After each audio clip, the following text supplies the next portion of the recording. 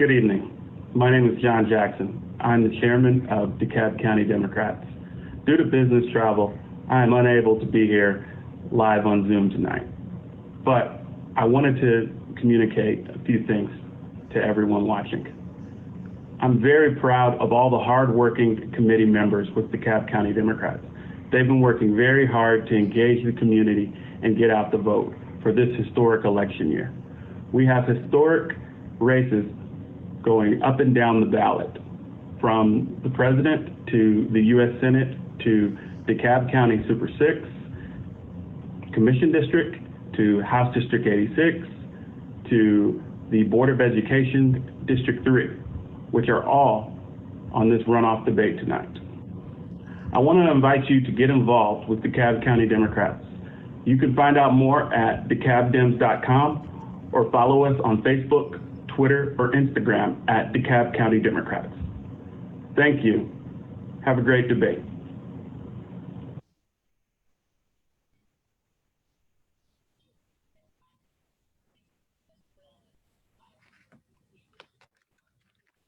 Good evening, everyone, and welcome to this evening's primary runoff debate series sponsored by the DeKalb Democratic Committee, DeKalb Dems. Tonight, you will hear from candidates running for the Board of Elections, Commission District 1, and Super Commission District 6, and House District 86.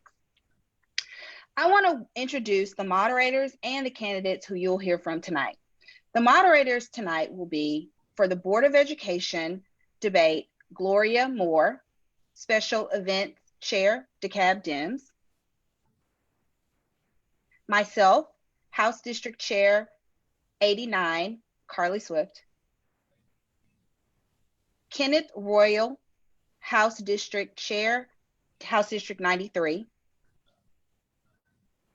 And Elisa Hamilton, Co-Chair, House District 80. And Jana Miles, House District Chair for House District 86, who will be moderating the House District 86 debate. The debates will start with candidates for the Board of Education, which will include Deidre Pierce and Willie Mosley Jr., followed by Commission Districts 1, which will include Robert Patrick.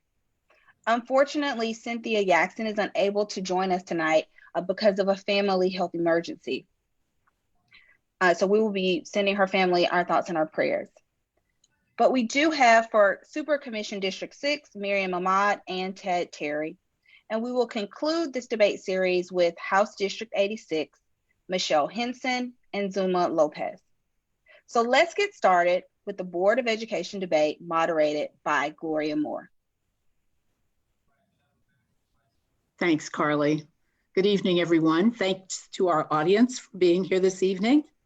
And of course, thanks to all of you, all of our candidates for giving us their time and energy this evening.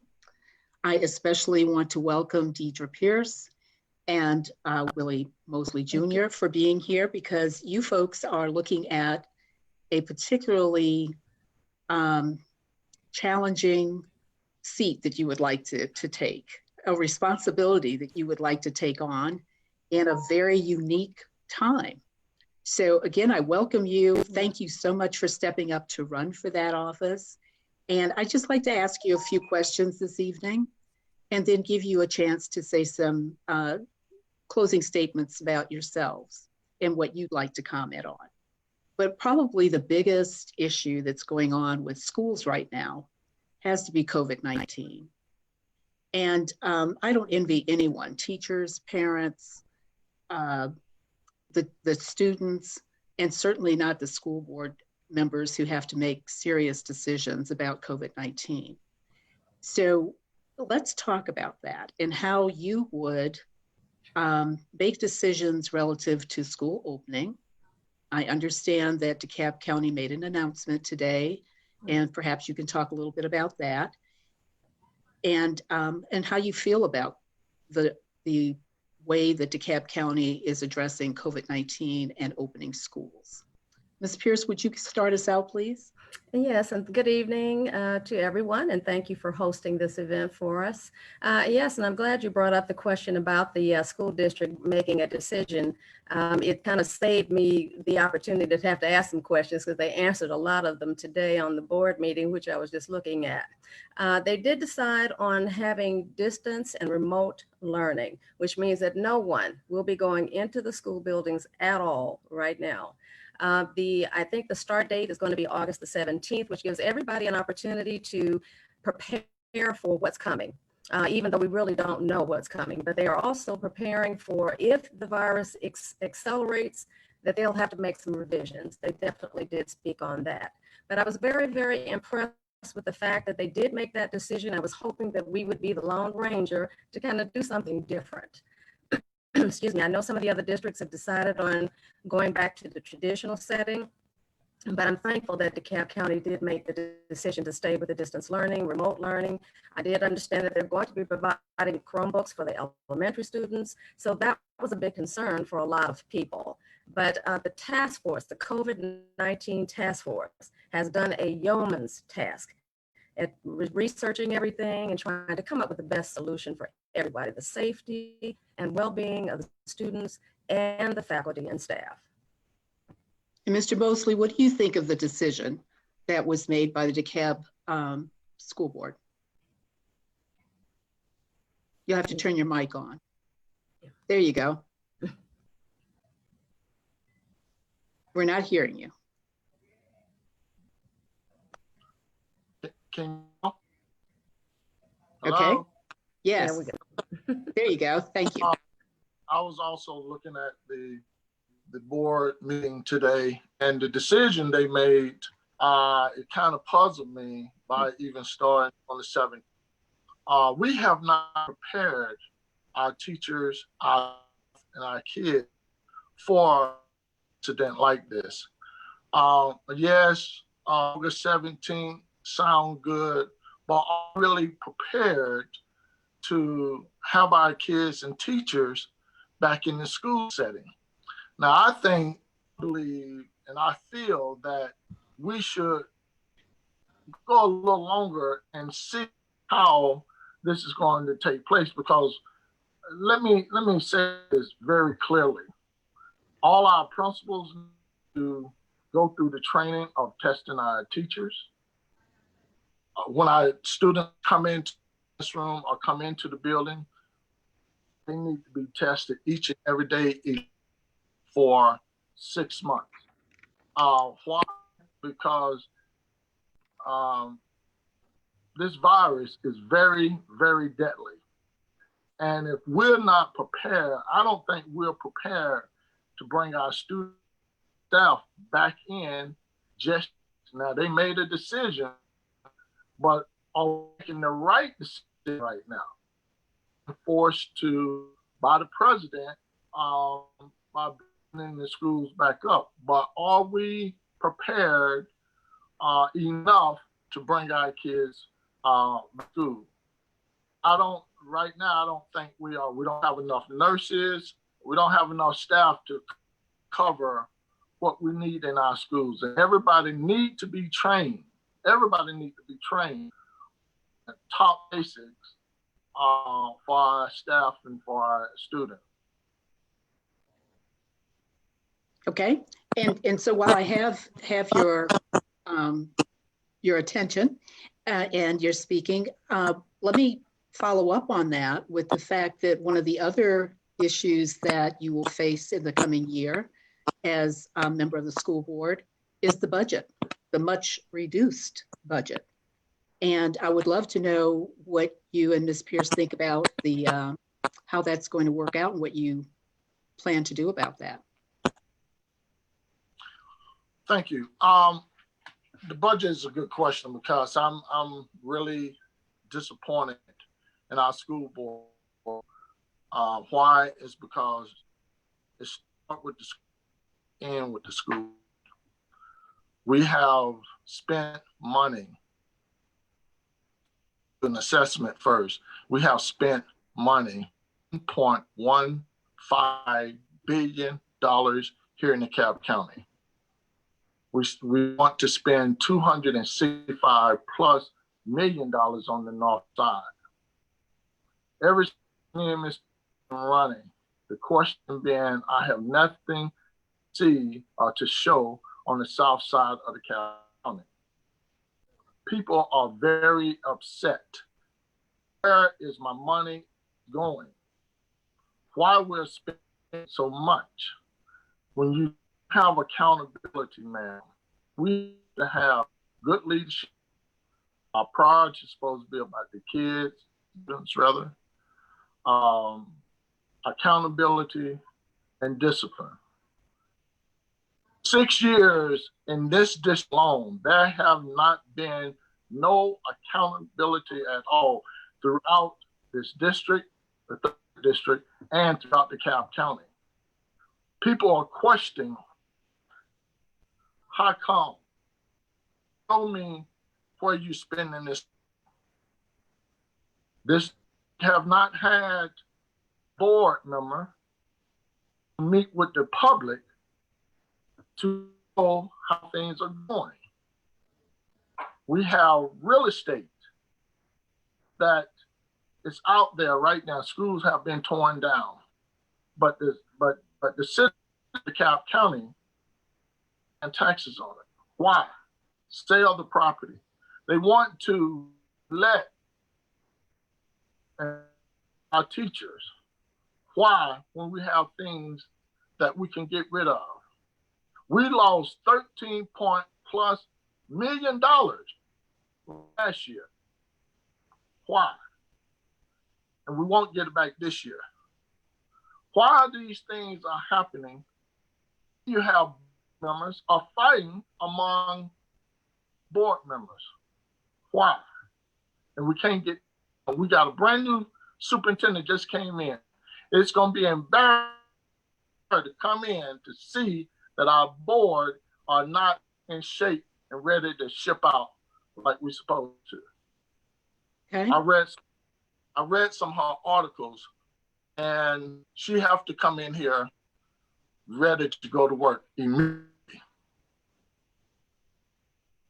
All right, Ms. Pierce, would you comment on the budget and what you think is good in front of you for the next year? Yes, well, for one thing, there's having to be a reassessment of every program that we have. Of course, we're going to be cut in several different ways. We may be getting some grants and things from the federal government as well as from the state, but that's not going to be enough. And of course, the tax base is going to be tremendously diminished. We have a lot of people who are not out of work, a lot of businesses that are not open and that type of thing. So according to what I heard today and what I know from the academic officer, the board will be actually looking at scaling back or in consolidating some programs, seeing what's necessary, what may not be imminent that we need to continue to fund.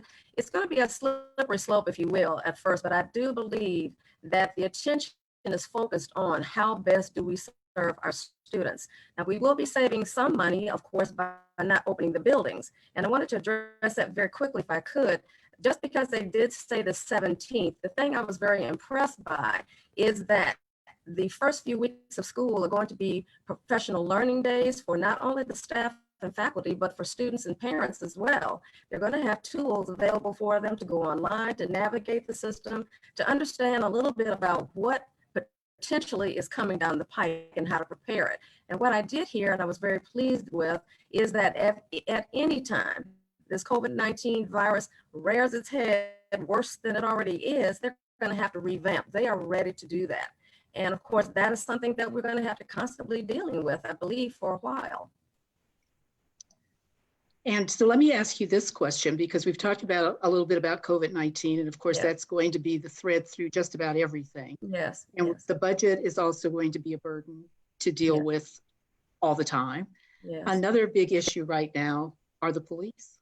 And Mhm. I know DeKalb County school system has a contract with the police, Mhm. and you have police in schools. Mhm. Is that something that you have a position on? Well, I don't necessarily have a position on it other than the fact that I'm thankful that they're there. They are our school resource officers. We couldn't make it without them. We're thankful to have them. We hope, of course, on any given day that there's nothing to have to deal with, but we know that's not a reality all the time. However, with COVID-19 and the way kids come back to school eventually may change that. Everybody has a different kind of attitude right about now. So I do think we need them. I know we need them. I don't think that we need them. I know we need them. We've always had an excellent relationship with our resource officers. And of course, with everything that's going on in the society, aside from the school district relative to police, that's going to have to be seriously looked at. But I do believe we do have a very close relationship with the DeKalb County District, and as well as the DeKalb County government, as well as the police officers. And I know we can work this out. We can work through some things, whatever's necessary. I believe we'll be able to work it out. Thank you. Mr. Mosley, do you have a position about police officers in the DeKalb County schools? You might have turned your mic back on. Can you hear me?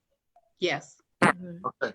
We do not have enough resource officers in our schools because of this virus and the way the society right now.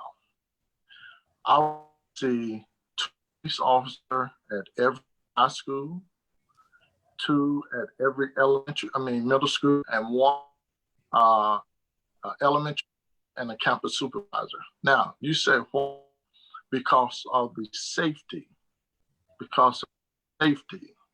and the crimes that's on, people walking on the facility, not supposed to be there, are there to protect the student, the teachers, and the staff, and the parents. We need more officers there before and after school is over. When people walk on the property, I'm a security officer, and I can tell you now, walking campus, you and I can walk on the campus and probably won't even be seen or be asked where you're going. Everybody has to be held accountable because of safety of our students, and our teachers, and staff. This is critical now. We have to prepare we have to stay prepared each and every day. It's one of the reasons out of Title I money, we get more officers. We have to, must, because if not, we're going to fail our students and our staff, and it will be the responsibility they did not get them in. And let me go back to Ms. Pierce. Yes. If you had to name the #1 issue that you're expecting to deal with, and if you get the seat on the board, what would that be? Probably the safe arrival or decision to have students and faculty members come back to school. It will have to be well thought out. It will have to be science-based, if you will, on the figures and facts of COVID-19. That is primary. Everything else that we do is based on that, and that's in school. But now, of course, with the distance learning, which is wonderful, is going to be very helpful. It's going to be challenging for some of our young people. But as long as we stay tuned with the purpose that we are there, making sure that our young people get the services and everything that they need, bringing them back to school, that would have to be probably primary, the safety of everybody before we ever enter another building. And Mr. Mosley, what would be your #1 issue that you think you're going to face if you get the seat on the school board? Got to turn your mic back on. Okay, can you hear me? Yes, I can. It's safety. We're gonna have to secure our building. We're gonna have to make sure we're gonna have to make sure everything is placed at every school, especially third district. Why? Because to me, right now, Our focus should be safety of the students, the staff, and of the building around the clock.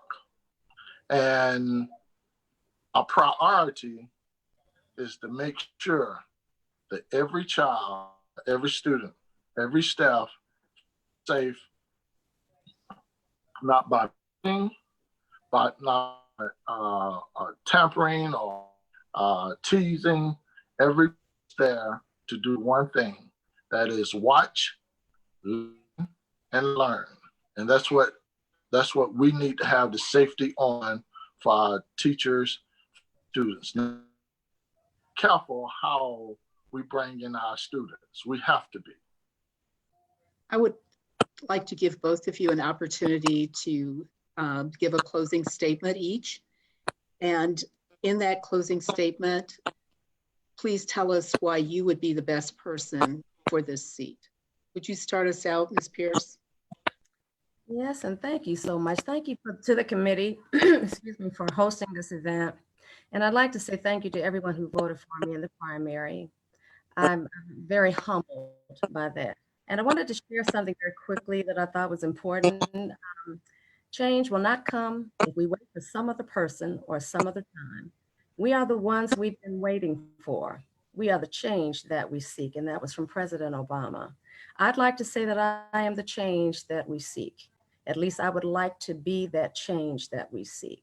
I am totally committed to ensuring that our district is well represented, that we are constantly involved with community engagement, that we are supporting, that I would be supporting the superintendent and the board, as well as making sure that our students and faculty and everyone is safe and able to come back into the schools with no issues.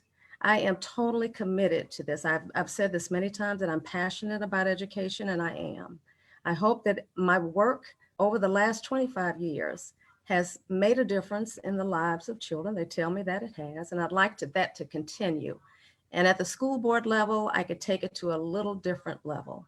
I'm excited about that. I'm excited about being an innovative leader and working with innovative leaders.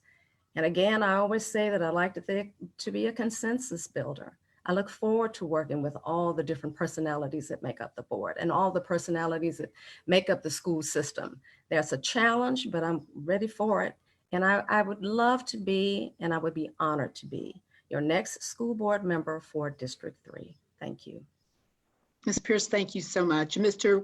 Mosley, would you tell us, give us your closing statement and tell us why you would be the best candidate for the seat? Yes, thank you. I just turned back on my mic. Thank you very much for having us. This to be important. Yes, I could tell you the different boards that I've been on and the boards that I'm on now are still working. The district chairperson of parents engagement, the vice chair over Rockdale, Newton, City, Decatur, and all of Decatur.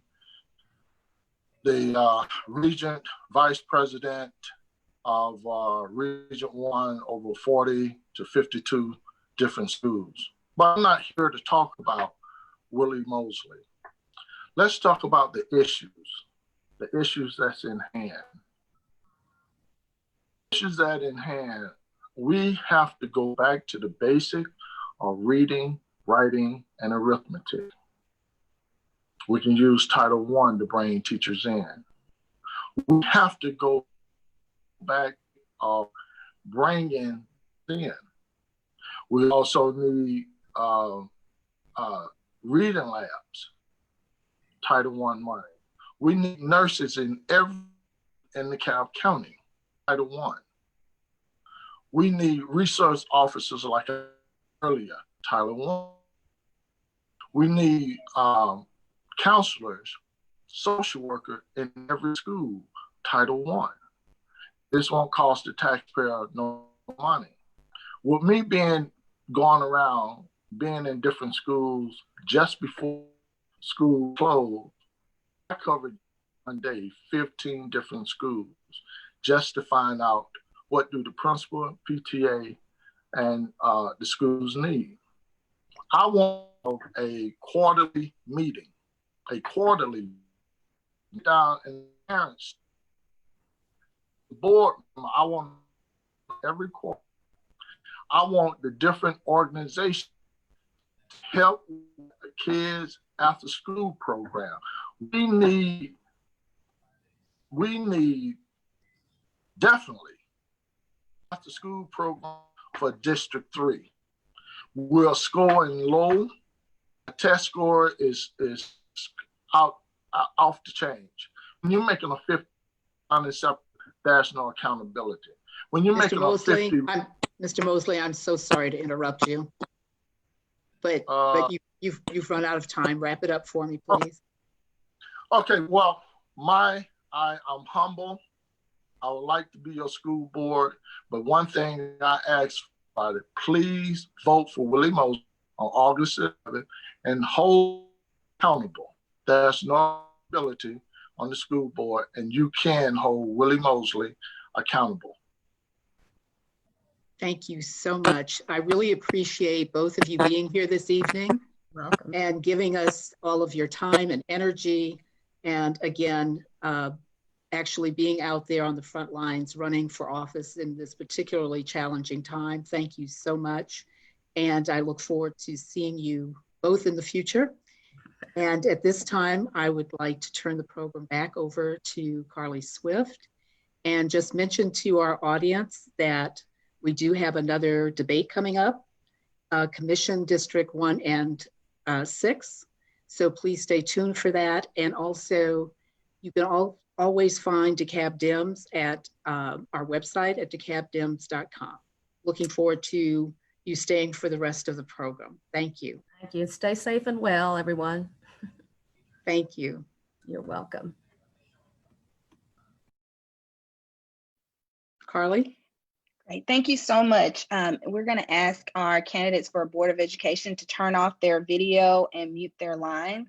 And we are going to ask for our candidates for DeKalb Commission District 1 and Super District 6 to turn on their cameras and unmute their lines.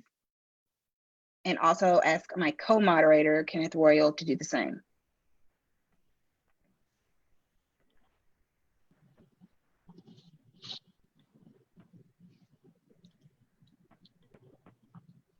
Okay, great.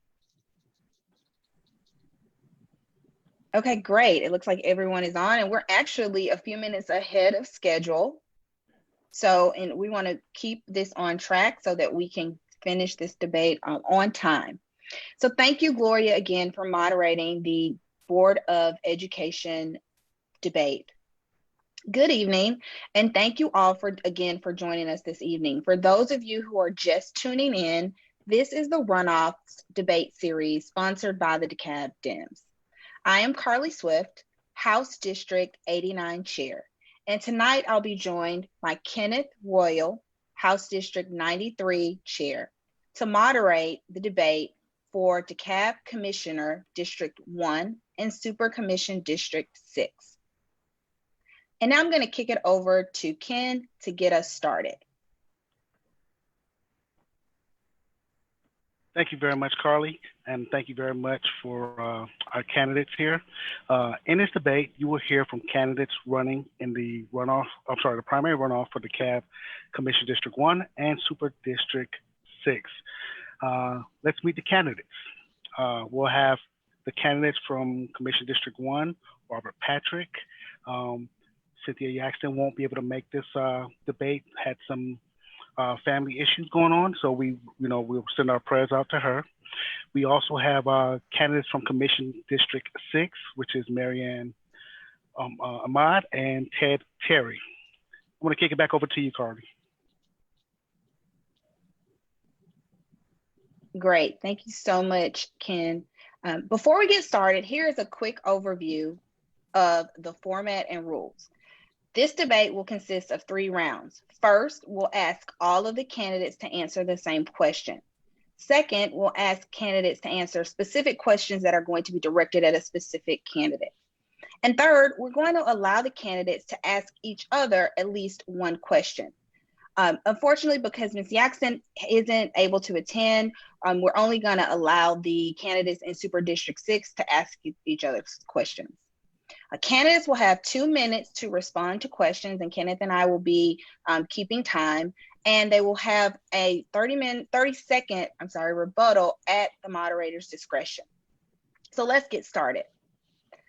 I want to congratulate all of you, all of the candidates, for making it to the runoff. But now that you've made it to the runoff, many of your potential constituents may have voted for other candidates and are deciding who to cast their vote for in August. So here's the question for each of you. What differentiates you from your opponent, and why should a voter cast their vote for you? We're going to start with the Commission District 1 candidate, Robert Patrick. Hey, Carly, thanks so much. Hope you can hear me. The reason I think you should vote for me in this election is simply I have experience. I have 8 years experience as a Doraville City Councilman, and I also have just about 14 years of experience working in municipal government. So I'm familiar with both sides of sort of the equation, issues and concerns that come into the city or to the county, and how to fix them, how to get them through the bureaucratic process, but also how to come up with a legislative solution for things to help us grow. When we look at what's coming up ahead for us, we're going to be dealing with the after effects of COVID-19. Plus, we still have to deal with the realities associated with our county's infrastructure has not been invested in. We're still going to have to deal with water and sewer. There's still going to be needs for road repairs. And again, as that's been affected by COVID, because it's the SPLOST that's based on sales tax, that's going to be another question and a concern on how we keep moving the county forward. From my experience as a president of the DeKalb Municipal Association, as well as the vice president, as well as a councilman, from what I've seen, the best solution is collaboration. And in the position of county commissioner, I'd be looking to work with the municipalities. I'd also be looking to work with the individual homeowners associations and neighborhoods in District 1 to come up with a unified plan of our needs, and honestly, talk with the state legislature as well as our federal representatives for how we make up this budget shortfall. At the end of the day, we're still going to need police officers and firefighters and ambulances. We still need to have our teachers in schools. The repairs in our schools are still going to be necessary. And this is sort of becoming a task much larger than just an individual commission seat or county, or really even the state. It's something that's going to need collaboration on a federal level. And I'm comfortable working with other people to ultimately get a goal and a solution to the problems that we have. That's why I would vote for me. Thank you very much. Thank you so much. So let's move to Super Commission District 6, and we'll start with Miriam Ahmad. And just to reiterate the question, what differentiates you from your opponent, and why should voters cast their vote for you? Well, thank you again.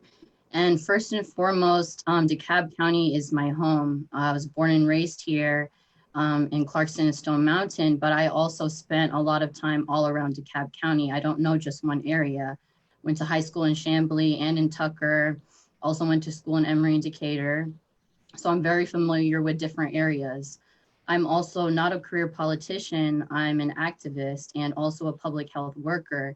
And I think especially during the difficult times that we've been facing, we understand how important it is to have somebody who truly understands health on a population level, and really focusing on individual level of actually listening to people and different communities so you can actually find out what's better for people.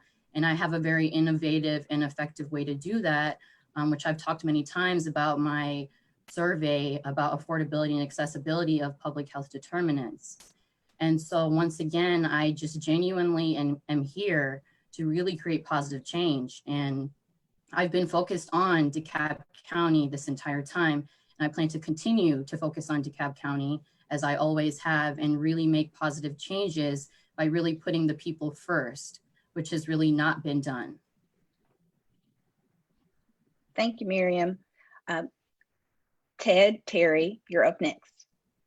Great, thank you, Carly, and thank you, DeKalb Democrats, for hosting another great forum Looking forward to the questions and the discussion.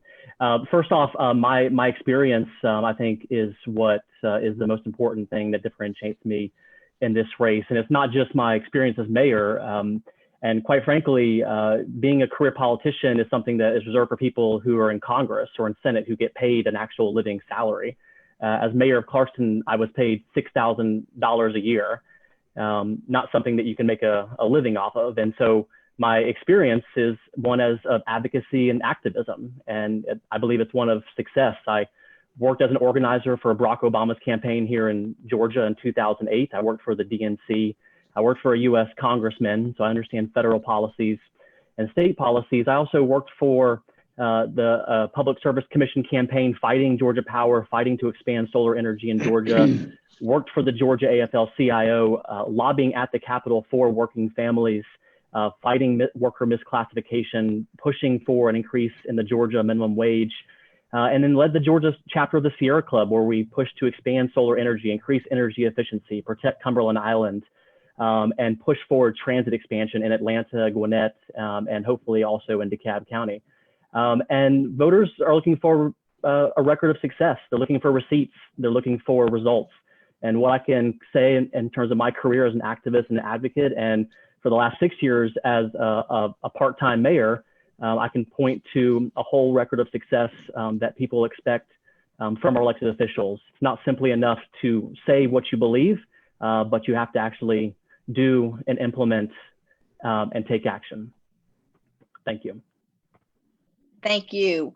I have one more question, and this question is going to be directed at the two candidates in the Super Commission District 6 race. I'm going to ask both of you to answer this question. A lot of people talk about the North-South divide in DeKalb County. The two super districts require the holders of those seats to balance at times what can feel like divided priorities and interests. How would you, as a commissioner, work to ensure that all parts of the district feel heard and valued? And because we started off on the last question with Miriam, we're going to start this time with Ted. And after Ted answers a question, we will have Miriam Ahmad's answer. Ted? Yeah, absolutely. Great question. I mean, the crux of why there's a divide in DeKalb County is a result of segregation, racism, and discriminatory housing policies over the last 50 plus years. A few years ago, there was a population density map put out of DeKalb County where they pinpointed in different color codes the racial breakdown of DeKalb County. White North DeKalb, a small portion of North DeKalb that's Latino, Hispanic, South DeKalb, mostly African American. But when you came to Clarkston, it was literally a swirl of all racial groups and ethnicities and demographics. And the key to, I think, bridging that divide is to have that experience of stepping in and leading a very diverse community.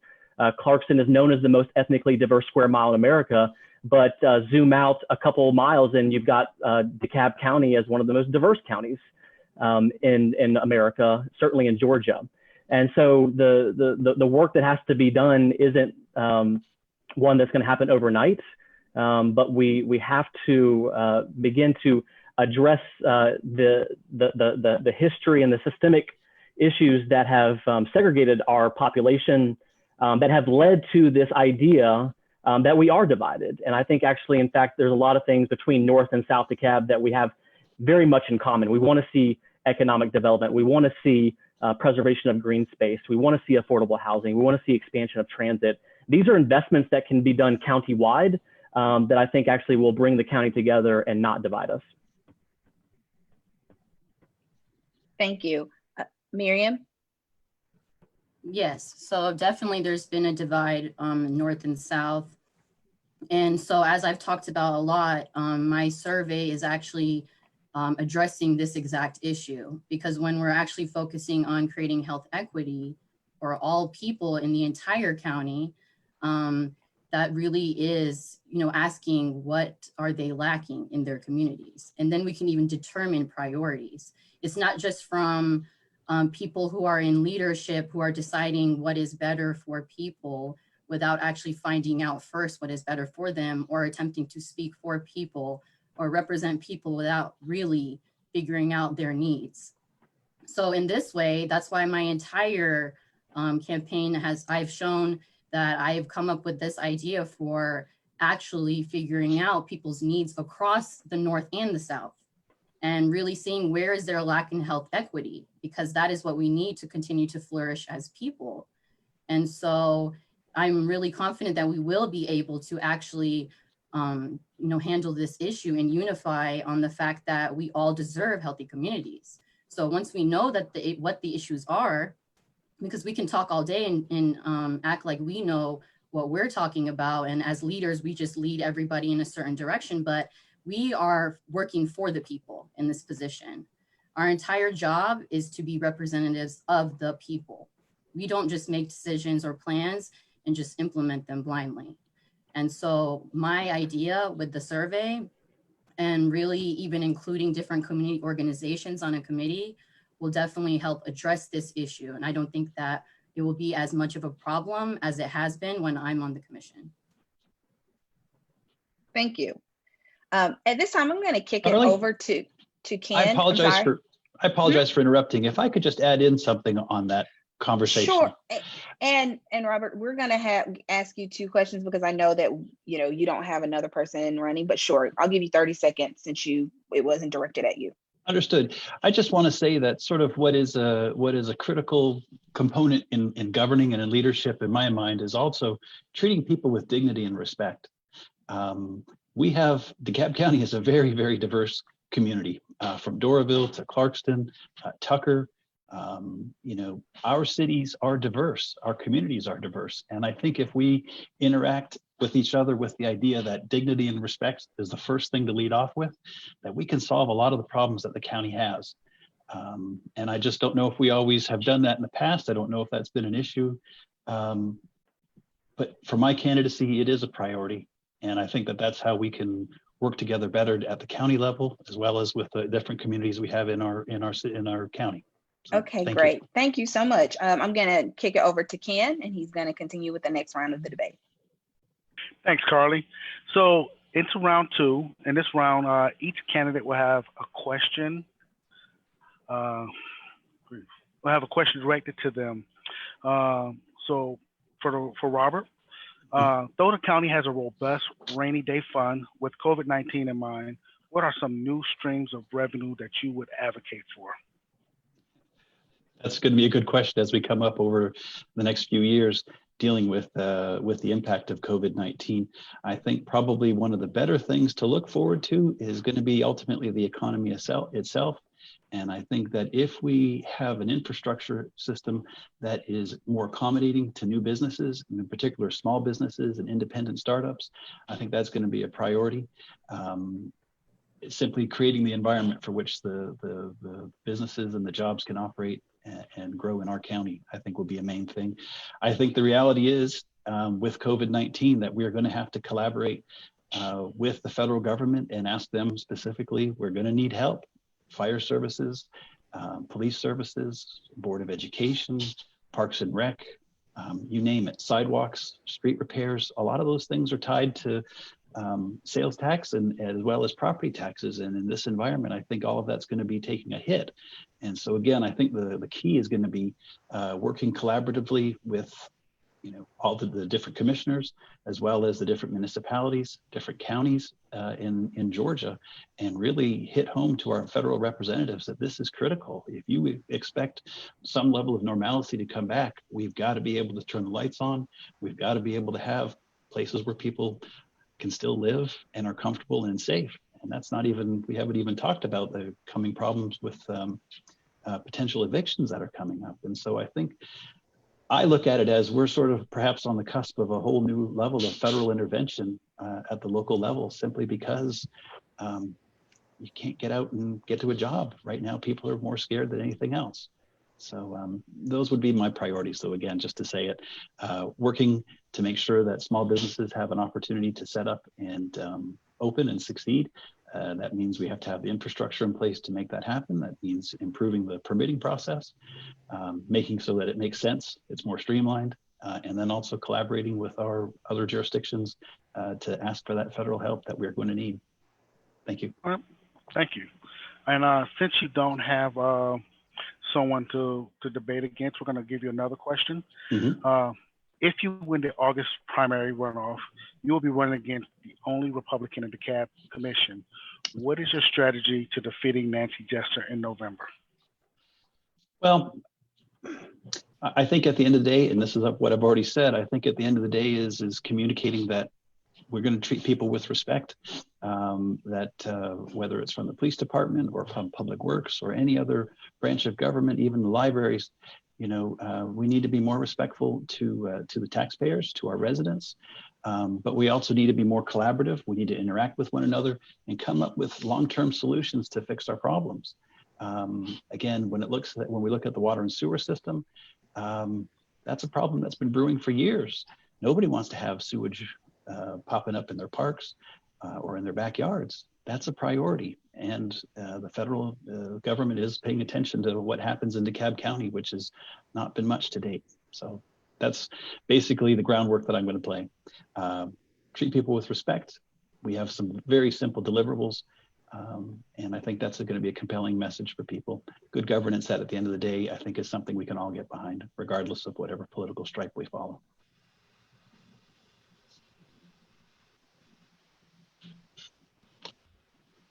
Have I lost you? Kenneth? Yes, can you hear me? I can hear you now. I do apologize. Thank you very much. Yep. We're going to move to District 6. We're going to start off with Ted this time.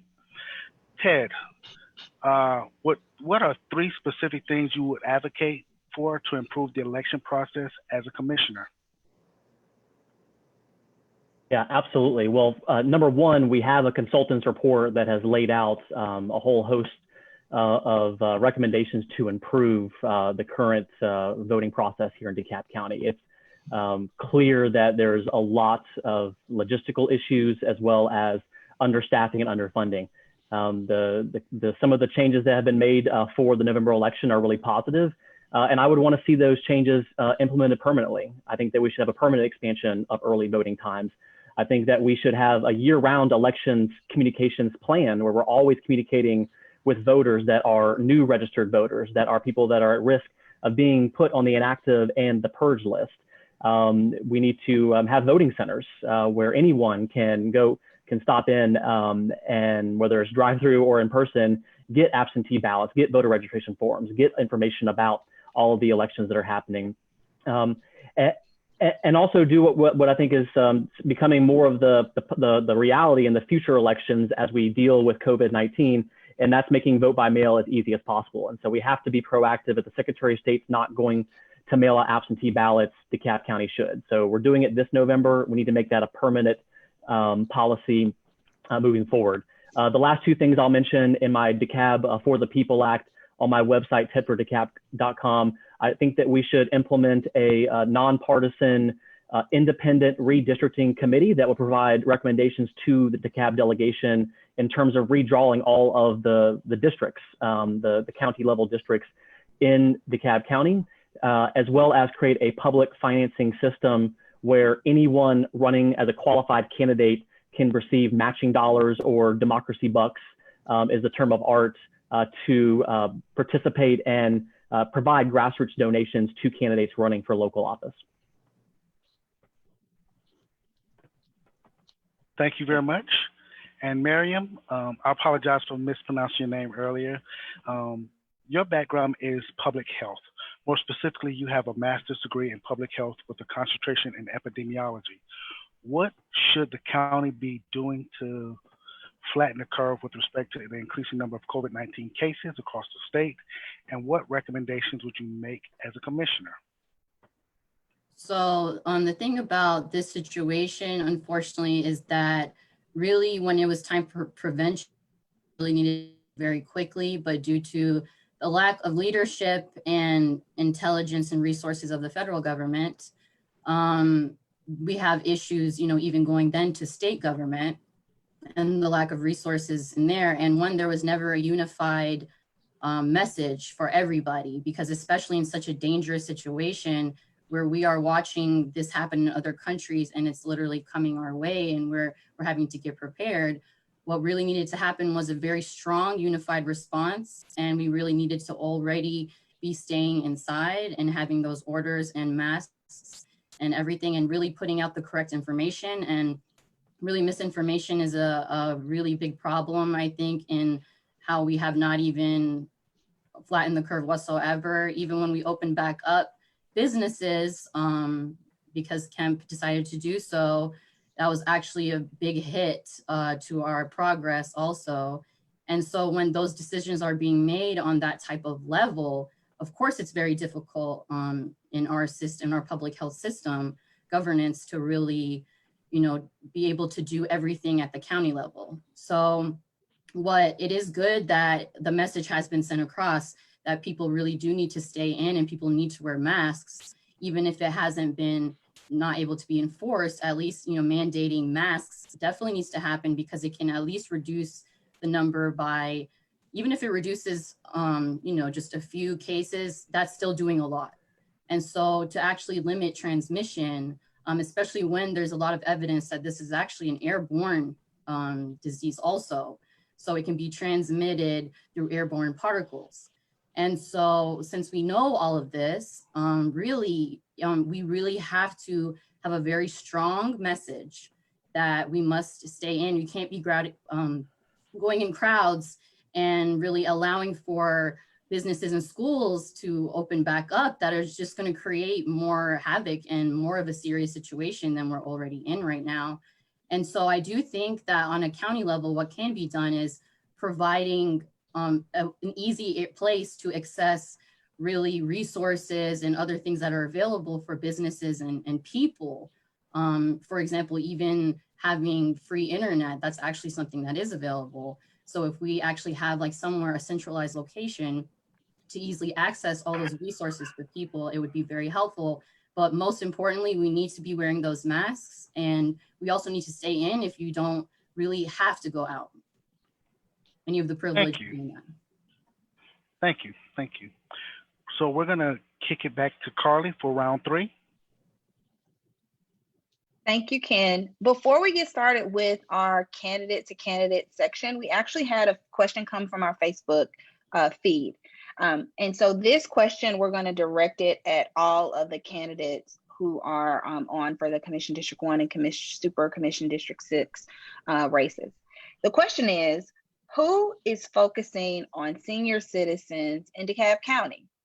And since we'll start with Commission District 1. We'll start with Robert.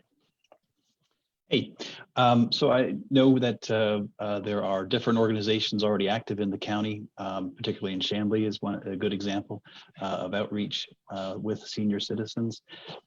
Right now, the difficulty again with the COVID-19 is that ability to interact with senior citizens, even delivering the meals or in the times that they have gotten together, for example, at Doraville at the senior luncheon, is curtailed simply because of the health concerns. So that probably is going to result in us needing to have greater influence or greater interaction with the seniors and becoming more proactive to encourage them to, interact with us, to come out into the community and still make sure that their needs are being met. Thank you. Miriam, what are your thoughts on that question? Who's focusing on senior citizens in DeKalb County? So definitely, like Robert said, there's many organizations, and also that includes a lot of community organizations that do focus on senior citizens. But I think it's very important that we make sure, especially because considered a vulnerable population, especially when it comes to the situation currently, really need to ensure that we are safely delivering food and other services, and also making sure that others are not being able to come in and transmit the virus in those settings, because it's going to be even more detrimental for that population. But once again, it's about really finding out what they need and really what they feel is lacking, and what do they feel can be done differently. Thank you, Miriam. Ted? Yeah, great question from Facebook, and absolutely, I love our seniors so much so that in college I worked my way through college as a certified nursing assistant in a long-term care facility that had dementia patients and aging in place residents. And I had a firsthand look at our healthcare system and how we treat our elders and seniors in the end stages of their lives. And I'm here to tell you that it's a shambles. And that was in Florida, and Georgia's no different. The way that we treat not just people who are arguably some of the wisest and most experienced people in our communities is we tend to push them to the side and forget about them. And it's really important that we, one, talk about what we believe in for seniors. And so that's what we need to support our seniors, but also we need to ask our candidates, politicians, what they've done. I'm a proud 7-year volunteer for the Senior Connections Meals on Wheels program. I've literally delivered hundreds of meals to Clarkston area residents for the Clarkston route for Senior Connections. And I'm here to tell you that those seniors really need those meals. And also to say that we have a waiting list of hundreds of seniors who are eligible to receive those meals, but the funding isn't there. And so absolutely we need to find ways, whether they're private partnerships or just increasing steadily how many meals we can provide to our seniors. The last thing is related to housing and aging in place.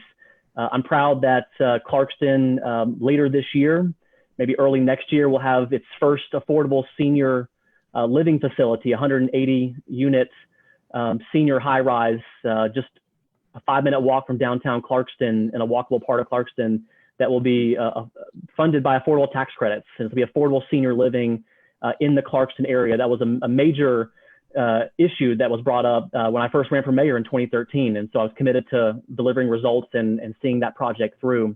And I want to see that for DeKalb County as well. Thank you very much, Mayor Ted. I really appreciate it. We're going to kick it back to Carly. Yes, thank you so much, Ken.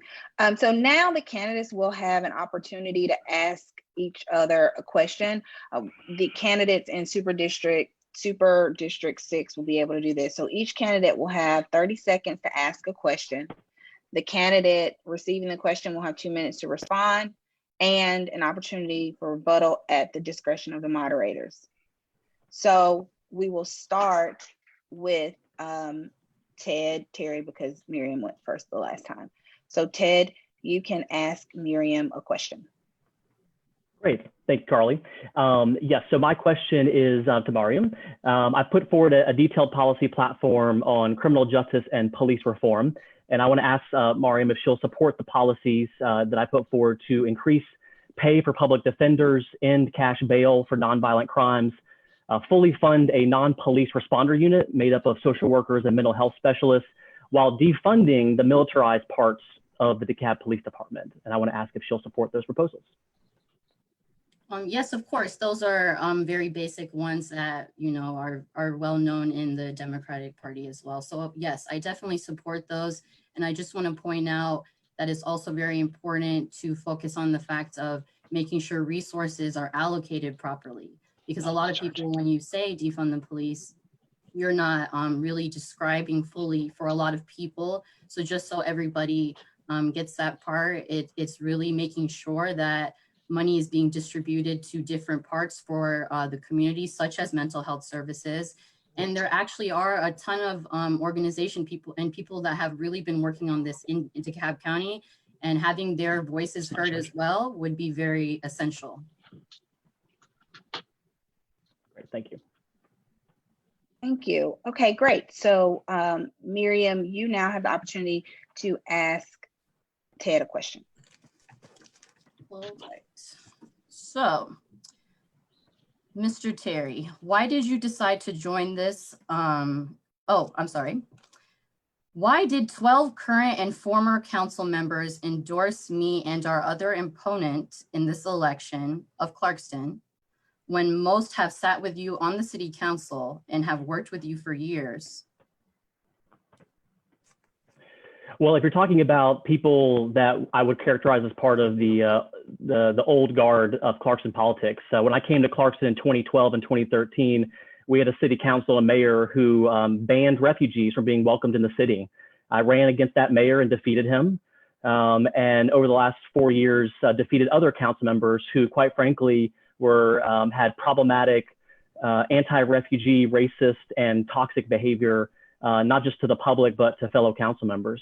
And so if you're talking about people who were problematic, who I defeated and are now not supporting me, I don't think that's surprising. They probably are upset that I beat them. One thing that politicians who have power fear more than anything is losing their power. And I didn't get rid of them, the people of Clarkston got rid of them. And I'm very happy and proud to say that not only did I get reelected with 58% of the votes as mayor of Clarkston, but in the June 9th primary, I won every single Clarkston precinct.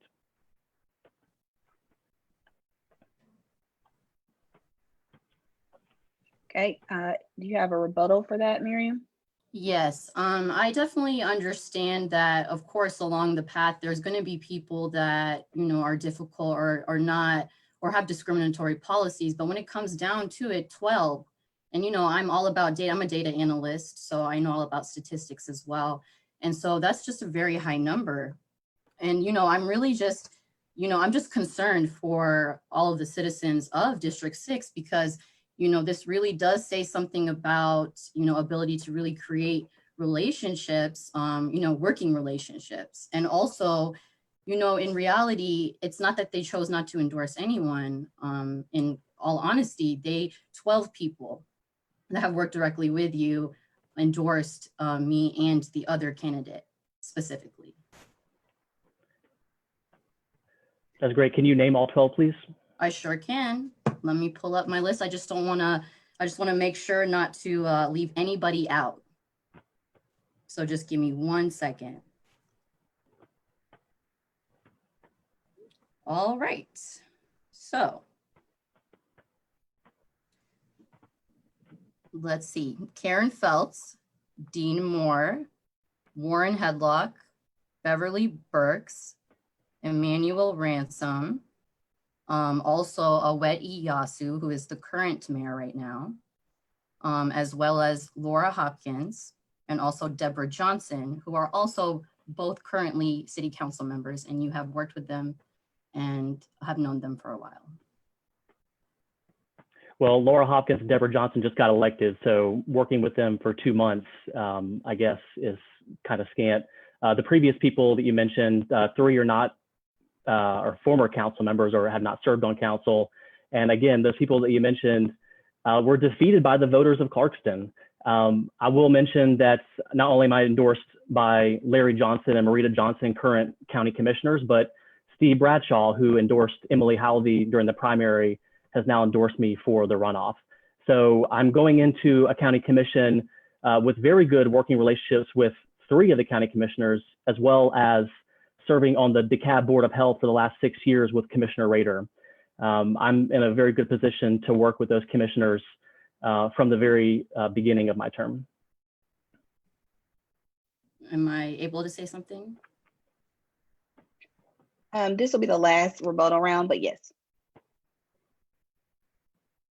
Go ahead, Miriam. Well, one, I was just going to say, I actually did work at the DeKalb County Board of Health and helped with even contact investigations with tuberculosis, which has, you know, a lot to do with the public health situation right now as well. I also just want to make a point that, yes, it's very important to have relationships with the commissioners in order to work well together. However, that is not to say that, you know, it's we really want to create the type of environment for really elected officials to just have, you know, little groups and decide what was best either. And so really the important part is, what are the people needing? That's the relationships I am most concerned with. And I have no doubt that we'll all be able to work really well together as commissioners, because as long as our goal is to genuinely be here for the people, there should be no problems. Right. Thank you. I'm going to allow each person to ask one additional question. So Ted, I'll start with you. And this will be the last question before we move on to the next round. Yeah, great. Thanks, Carly. Question for Mariam. So I've read your website, and you have issue areas on your website on public safety, transit, voting rights, housing, and economic development. But the issue that I want to ask you about is, you know, can you provide more details? And the reason why I ask that is a lot of politicians are really good at saying the 10-word sentences about what they're going to do, the slogans and the platitudes. But can you tell me the next 10 words and the next 10 words after that on any of those issues, public safety, transit, voting rights, housing, or economic development? Because as of this date, you have not put out any detailed platforms on any of those issues. You're correct. I have not put them on my website, but I've talked about them many, many times. And also the thing is why I have not done that, because like I've said many times, it's very important that you don't decide what you think is best for an entire population of District 6, especially because it is very, very diverse and includes many different communities. And that's why my primary mission to start with, of course, is that survey. And as much as, you know, it might seem very simple to people, but that will completely change the game because people will have a say. And so you're right, politicians talk all day, you know, talk all day about what they're going to do or what they have done, even if it's true or not. But in this case, I definitely already have explained many times my detailed issues, and I have focused on the survey because the primary issue has been, as community members, we have not been heard. And I know this because I grew up here. I've watched all of the changes in all areas. And so once again, we have not been able to be heard. And I think that needs to be focused on first. Thank you. We're going to ask Miriam to ask your final question of Ted. Okay. Why did you decide to join this commissioner race when it already had two progressive Democratic women who are specifically focused on DeKalb County, when your focus was on running for Senate on a national level? So therefore, your focus was the national level and not the county. Well, I think a lot of people were happy that I decided to run for county commission. And quite frankly, the only person that anyone knew was running was Robert Murphy and Emily Halvey. No one knew that you were running or anything. So it's not personal to you, Mariam. My experience is local governments. And so, you know, yeah, it was a lot of fun to run for US Senate. But my experience and the results that I've delivered and the receipts that I can show are at the local level, and we need to bridge the gap between the municipalities and the commission. The vast majority of the Super Six is made up of municipalities. That's mayors and city council members, people that I've been interacting with and working with for 6.5 years through the Georgia Municipal Association. Robert Patrick is one of them through Doraville. I'm proud to have the endorsement of several city council members in other cities, as well as people throughout the Super Six district. So, you know, what can I say when people are encouraging you to represent your home county and to run on these issues and to bring new energy and new ideas? It's hard to say no. And so I'm proud to run for this commission seat, and I'm committed to working very hard for the next 4 years. Thank you very much. We are going to have what we call a lightning round before we close out this debate. So what that means is we are going to ask each of you to answer a few questions that are yes or no questions. They do not allow for any additional explanation of your answer. The first question is actually a question that has been coming up in our Facebook group in the chat during this debate. So, do you support increasing the budget for the Board of Elections to allow for paid postage to be included with absentee ballot applications? And we're going to ask each one of the candidates to answer that yes or no. So we can start with Robert. Yes. Miriam. Yes. Ted. Yes, but no, because we can do a digital. So we don't allow for so the answer is yes. And then if you have additional thoughts, if you have someone from your team on the Facebook page, you can certainly put your additional thoughts into the Facebook Live chat, or you can, what's your email address? And folks who ask that question, we can have them follow up with your campaign directly. Okay. Well, then yes. Okay. All right. Second question. Would you support banning the bots for hiring of DeKalb County employees. So we'll go in the same order. Robert. I'm sorry, you kind of dropped out. Would you repeat the question? Yes. Would you support banning the box for hiring of DeKalb County employees? Are you saying banning of the box? Yes. I apologize. I'm not familiar with banning the box. Okay, so it relates to banning the question about whether you have a conviction, which often keeps certain folks from employment. I think yes. Yes. Okay. Ban the box. Miriam? Yes. Ted? Yes, we did it in Clarkston 4 years ago. Okay, thank you. And so I'm gonna kick it back over to Ken, who's going to close us out. Thank you so much, everyone. Thank you.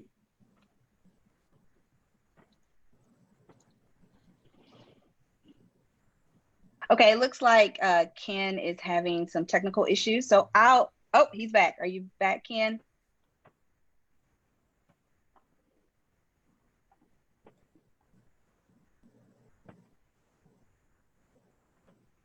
I see him. I'm going to give you 5 seconds and then I'll just kick it off if I don't. Okay, so it's time for closing statements from our candidates. Each candidate will have 2 minutes to give their closing statement. We're going to start with Commission District 1 and Robert Patrick. Please give us your closing statement. Thank you very much. As you know, I'm Robert Patrick. I'm an immigrant to the United States. I have lived in the United States for several years, and I have experienced a lot of different way that immigrants have been appreciated at one time and sort of not so much appreciated in the current times that we live. I'd like to believe that is sort of the basis by which I start my campaign, which is we need to treat each other with dignity and respect. And once we do that, everything else can fall into place. I have 8 years experience as a Doraville councilman. I've worked on the nuts and bolts of government, from balancing budgets, bringing in economic development. We've brought in body cameras for police officers. We've made the city a safer place. And I'd look to do that at DeKalb County. When it comes to economic development, we've looked into things where we've reached out to the public-private partnership opportunities. We've talked with the state about brownfield grants and looked into a variety of ways to make our city, and ultimately I look to do this in our district and our county, more desirable. DeKalb County has a lot of great opportunities for it, but right now we need to focus in on what are the growth components that we need for the future. We're fixing our water and sewer, getting our transportation infrastructure taken care of, finding out ways to address affordable housing. Those are going to be the priorities that we have to deal with. In addition to how we handle COVID-19, as I've mentioned earlier, I would work with other commissioners and work with the other counties around us to lobby the federal government to help us make up the budgetary shortfalls that we're experiencing. Again, firefighters, police officers, schools, all of those things are being affected by COVID-19. And I think right now what we really need to have is a lot of collaboration and forward thinking with the growth of our area. For all these reasons, I hope that you'll support me in the upcoming election, August 11. And if you have any other questions, please go to my website, voterobertpatrick.com, and we'll talk to you then. Thank you. Thank you so much. Next up, we will have Ted Terry. Great. Thank you, Carly. Thank you to the DeKalb Dems for hosting this forum. Thank you, everyone who is watching. If you voted for me on June 9th, thank you so much for your support. Please get out and vote again on or before August 11th. If you supported Emily Halvey in the June 9th election, I asked for your vote in the runoff. I'm proud to be supported by Commissioner Steve Bradshaw and former CEO Leanne Levitin, who were supporting Emily, but are now supporting my campaign, along with many others who are now supporting me in this runoff. I wanted to say that I think that a big aspect of being a county commissioner is dealing with these big policy issues, environment, healthcare, public health, transit. These are the big rocks, the big things that are going to impact future generations of DeKalb residents and taxpayers. And I really am committed to making systemic changes. But I wanted to highlight some of the lesser known things that gets talked about in local government. These are the small rocks. These are the small things that, if changed and improved, can make a big impact on people's lives. In Clarkston, we got rid of the rule that required neighborhoods to pay for traffic calming. It's something that we need to end in DeKalb County. If you want neighborhood traffic calming, you shouldn't have to pay more on your property taxes to get it. We have an infrastructure SPLOST to pay for just those things. In Clarkston, we implemented a multifamily interior code compliance ordinance. We cleaned up the slumlords in the city limits, and I'm going to push for the same countywide.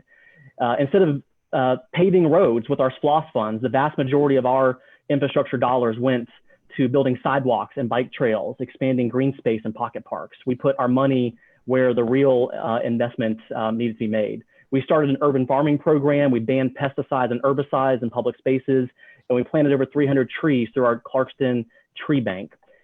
We changed the way public meetings were done. We literally doubled the amount of time each month the council was spending on public meetings.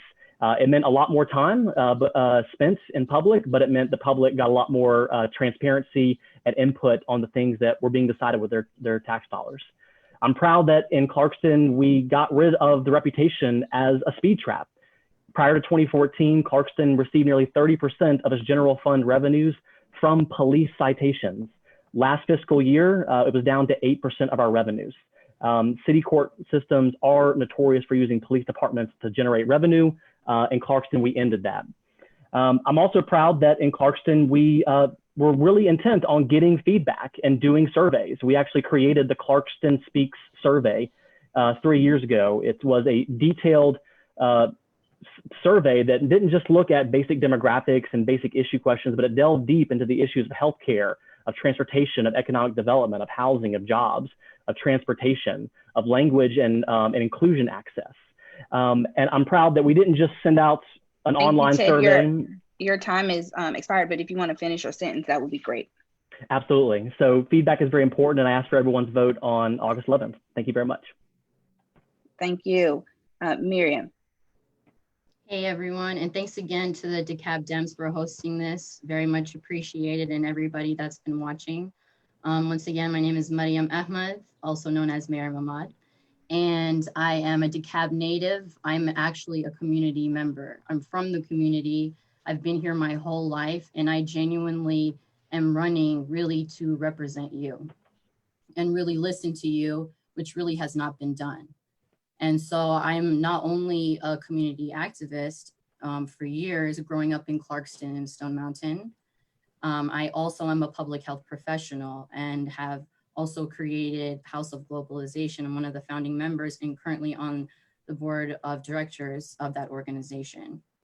Like what that was said before, yes, I was not very well known because I'm actually a regular person who is running really to represent other people. And I don't have any sort of other motivations. I started running in DeKalb, and that's exactly where I tend to stay, just like I have my entire life. And so also the survey that I speak about again and again is definitely very important because it actually focuses on the public health determinants, which I have a lot of knowledge of because I have worked and studied in this area. And not just that, I've experienced in working all around DeKalb in different aspects as well. And so if you really want to have your voice heard and really have somebody who is genuine and really running to represent you and not to just become a politician, I'd really ask for your vote. And once again, please visit my website at miriamfordecalb.com and give me a call if you have any questions. And I really hope I've earned your vote. Thank you. Thank you. I want to thank all the candidates for participating. Everyone give yourself a round of applause. This concludes our Commission District 1 and Super Commission District 6 runoff debates. We want to remind you that the runoff is August 11th and early voting begins on July 20th, and there's still time to request an absentee ballot. Remember, your vote is your voice, so use it. We are going to transition to the next debate, which will be for House District 86. So I'll ask all of the candidates who were in the commission district's race to turn their cameras off and mute themselves.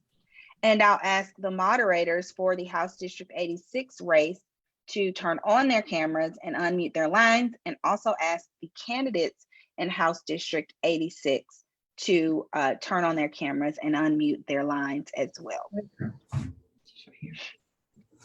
Okay, I see we have, and I'm happy to say that we are really on track and on time. So let's see, I see everyone except for Representative Henson. Is she on? Oh, there you are. Great. So the moderators for the House District 86 debate are Elisa Hamilton, co-chair of House District 80, and Jana Miles, chair of House District 86. I'm going to turn it over to these ladies to continue the runoff debate series. Thank you, everyone. Hi, everyone. I'm Elisa Hamilton. I'm the co-chair of House District 80. And as Carly said, I'm here with Jana, the chair of House District 86. So today we have a debate between our incumbent Representative Michelle Henson and challenger Ms. Zulma Lopez. The debate, as we did in the previous ones, will be 3 rounds. We're going to start with round 1, where the candidates will be asked the same question. They will answer the same question. Then in round 2, we will ask each candidate a different question. And then finally, in round 3, we will allow the candidates to ask each other 1 or 2 questions, sort of depending on the time. We are not going to have a lightning round in this debate format. However, if you are watching on Facebook Live and you have an urgent question for one of the candidates, please feel free to share that with us, and we will try to work it in. During our time today, we will have the candidates answer each question in about 2 minutes. Lest you think I am kidding, I have brought a timer with me. She will be timing for us. So I think without further ado, we can go ahead and get started with round 1. Again, the candidates will have 2 minutes, and we can start with Representative Henson. So our first question for round 1 is, what is your plan to keep your constituents informed on your legislative activities in a timely and consistent manner? Thank you. Some of the things that I've been doing is we're very active on Facebook on a constant basis. Also go up on Twitter a lot, done newsletters. Also, I attend many meetings. I attend a lot of homeowner meetings where I bring them information, let them know what's going on. This is in the past, before COVID, and now people are beginning to get more active with Zoom. So we're able to interact there. But homeowners meetings, civic association meetings, town hall meetings that we've all had. My phone number's out there. I'm available, I'm accessible, I'm out in my community on a constant basis and interacting with folks. Great. And we also use Nextdoor on a frequent basis to keep people alerted, and then I'll send text over to other folks who are in a different Nextdoor group. Great, thank you. Ms. Lopez, would you like to answer the same question? Sure, thank you for having me. This has been great. We've been listening for the other candidates as well. I've been a resident of 86 for the last 13 years, and I can tell you that I've never heard of my representative before. And when I announced my candidacy for this race, I walked this district north and south, east and west, and I can tell you that I spoke with hundreds of constituents, and there's really a need to see a legislature that is involved in the community, that is showing up, that is having real and honest conversations, not only when it's time to get reelected, but every single, in a continuing basis. Now, obviously with COVID, this has been a very strange time for every one of us, and we're struggling with our home. There's very limited amount of avenues for us to communicate, but I look forward to do town halls in which we discuss the issues that are impacting our community. And I look forward to hosting events for parents that are struggling with, like me, sending kids back during COVID-19, small business owners like myself that are struggling with finding funding to weather the storm of the COVID-19 crisis. So I think it's critical that we maintain our constituents informed, and that has been, there's been a lack of that in our district. Great, thank you. I will pass it over to Jana for the next question. Thank you, Elisa. Since we started with Representative Henson on the last question, we'll start with Ms. Lopez on this one. What are your opinions regarding cityhood in the district, and what is our path forward? And as a reminder, you'll have 2 minutes each. Yes, so District 86 encompasses 2 city proposals. One is La Vista Grove, and one is on the south part of the district. And I've before I've expressed my opinion on that I do not support cityhood. And we can talk about whether that's going to be a financial burden on DeKalb County, or whether it's about services. And I've read the study that was issued by UGA, but now that we're dealing with a crisis where we are, the racial disparities and social disparities are boiling to the surface, one of my questions for cityhood proposals is going to be, one, what is your response to having diverse cities? That's a very important question for me. And number 2, how are we dealing with making sure that that is still an affordable city for everyone that lives in the district? And I think that I haven't gotten a real answer for those 2 questions. So that's why I'm really concerned about that. Now, I do understand that there has been in the past some very aggressive annexation movements. And my question will still be the same. We need to step up, and we have to make this up front and say, what are we doing, and how are we keeping our communities diverse, and how are we dealing with housing costs not getting out of proportion, in which long-time residents are no longer to afford their houses in these new proposed cities. All right, thank you, Ms. Lopez. Representative Henson. Thank you. What point are we able to respond to something that was said by our opponent? Why don't you go ahead and respond to this question, and then we'll give you 30 seconds to answer. Thank you. I appreciate that very much. I've been actively involved in cityhood since Sandy Springs was formed, and then Dunwoody. And I was very, very active in the fight against Dunwoody. I was concerned about the swapping of land, of county assets to cities, and the transfer there of the money that is being lost. Dunwoody's an anomaly in the amount of money that's being generated by businesses there. Brookhaven, I very actively fought. The next city that we got involved with was La Vista Hills, and they came to the back door of Tucker. I got involved with Tucker because they were losing their identity, and most people at the legislature and everywhere else thought that they were a city. And I've stayed close with them, and so far everything's worked out. I supported Stonecrest, supported the city of South DeKalb. We have 2 more proposals out here. We have the proposal for Vista Grove, and we have the proposal for Greenhaven, both for 2 totally and completely different reasons. Not totally different reasons, because they both want cityhood.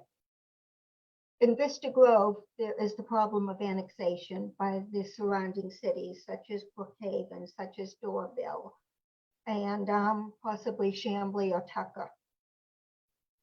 They did a map which enable them to be financially feasible.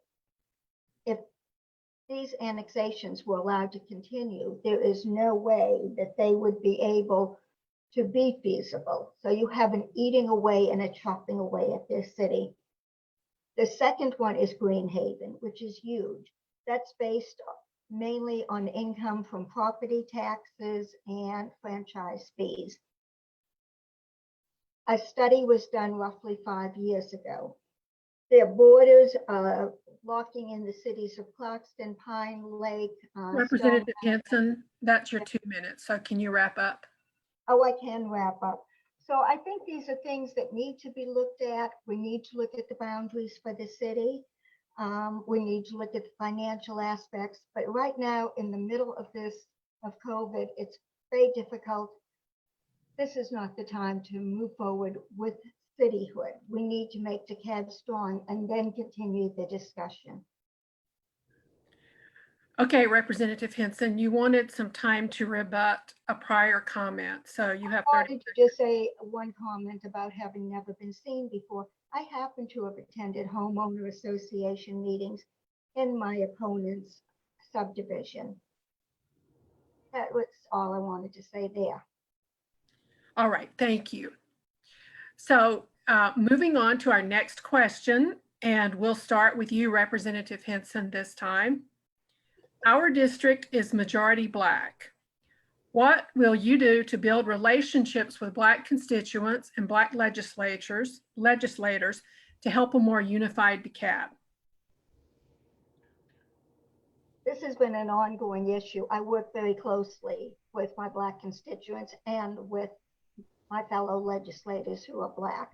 I'm a member of the Georgia Black Caucus. I'm a member of the Working Family, that all are looking out for people, for working folks. DeKalb has always had a north and south conflict. I'd love to find ways of bringing people back together, of working together for a greater DeKalb. There's a lot of misconception about where more of the money is being spent on the commission level. But as we continue working together, we need to also teach people to respect others more, to work better with them. These are our neighbors. One of the good things that's happening right now, though this COVID virus is absolutely awful, is people are getting to know their neighbors better. And I think that's going to go a long way towards all that. But these are continuing and ongoing issues, and I work very, very closely with my fellow DeKalb legislators, both Black and white. All right, thank you, Representative Henson. Ms. Lopez? The same question? Yes. Did you get the question, or shall I repeat it? Can you repeat it, please? Sure. Our district is majority Black. What will you do to help build relationships with Black constituents and Black legislators to help a more unified DeKalb? Oh, absolutely. District 86, I would say it is the tale of the two DeKalbs. We have primarily whiter constituents in the north part of the district, primarily Black on the south part of the district. And our legislature need to understand the dynamics that involved dealing with this type of district. As I said, I've walked this district and I've talked to both sides of the district. And I think that one, yes, we all want the same things. We want to have better schools. We want to have better opportunities, better job opportunities, affordable healthcare, affordable education for our children.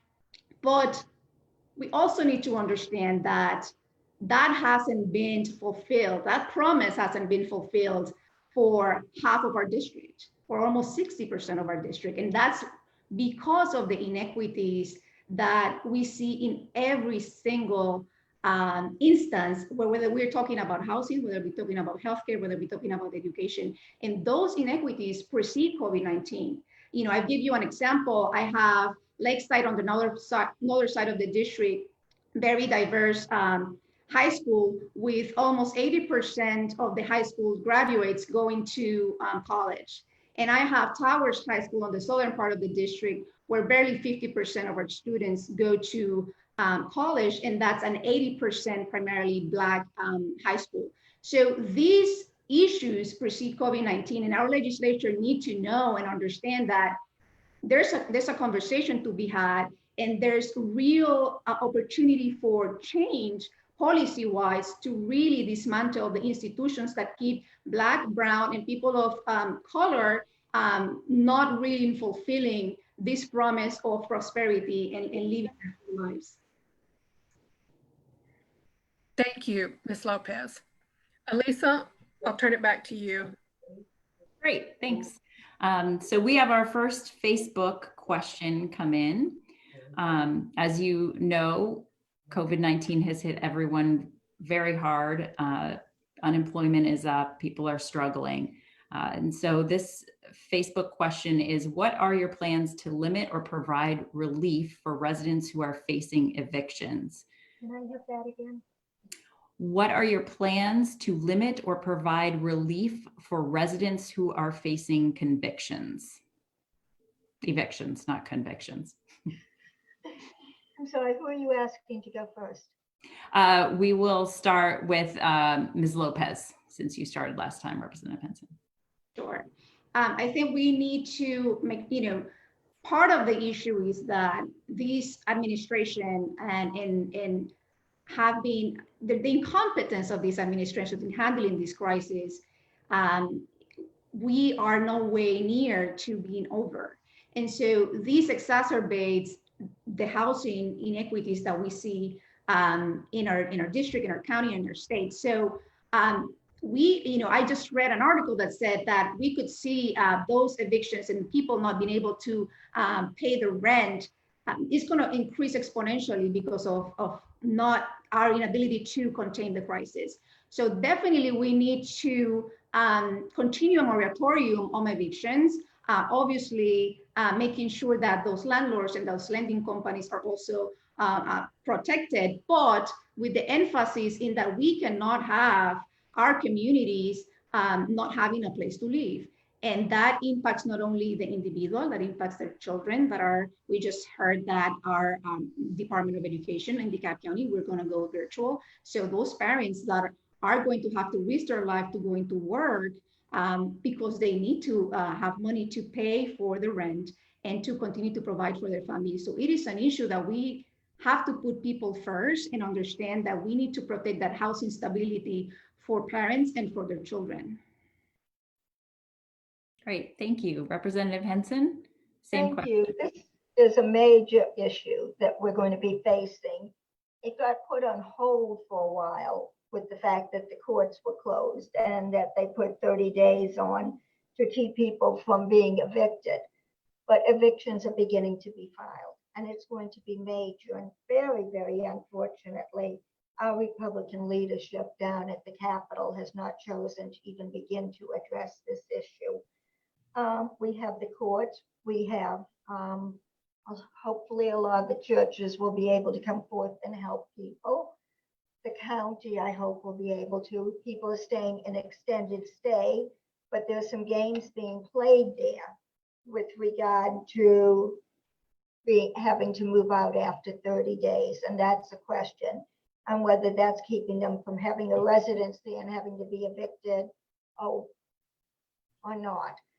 These are things we have to begin working at. This is the core of democratic principles and values, and that is looking after people in a time of need. And we, all of us from the state level to the county level to the city level, we need to come together and begin looking at how can we help? How can we join in with the nonprofits that are providing help? It's a very difficult situation, and it's a difficult situation for the people that are in it. And it's something that I want to because we have been, but I want to continue working on, because I hate to see anyone get evicted. And especially at a time when we're in a COVID crisis, there aren't a lot of jobs available, and people are going through a very, very difficult time. So we just need to all work together. Thank you.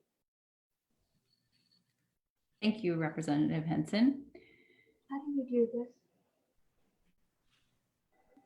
Sorry, did you say something, Ms. Lopez?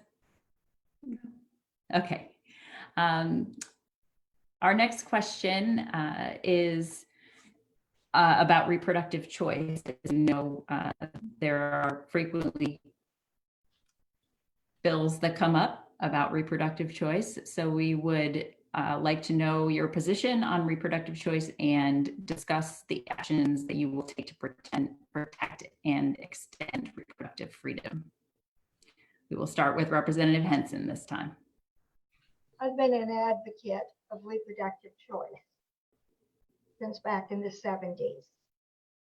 I've been out there fighting for Roe v. Wade, fighting to keep it even before as a legislator. Down at the legislature, every single time that they have tried to make a dent in it, I've been there with all the pro-choice folks working to keep choice available for all people. It's been gutted numerous times over the years. We have done protests against it. We've done protests on the House floor. This last one, 481, I fought it in the Health Committee where it came through. We nearly defeated and kept it from coming out. The Republicans have a thing called the Hawks, who can come in to make up the numbers that Republicans need. On the House floor, we had the chance to defeat it. And unfortunately, we didn't. That's all I can say. There are about 4 votes that we needed, but we could have. It was possible to have defeated it on the first one. On the second one, we asked too many questions. The bell was open still in terms of closing the vote, and the Republican whip was dragging everyone back in. There were a lot of Republicans that did not like the bill, that did not want to vote for it. But at the end of the day, their arms got twisted and they had to. We can't let it be gutted anymore.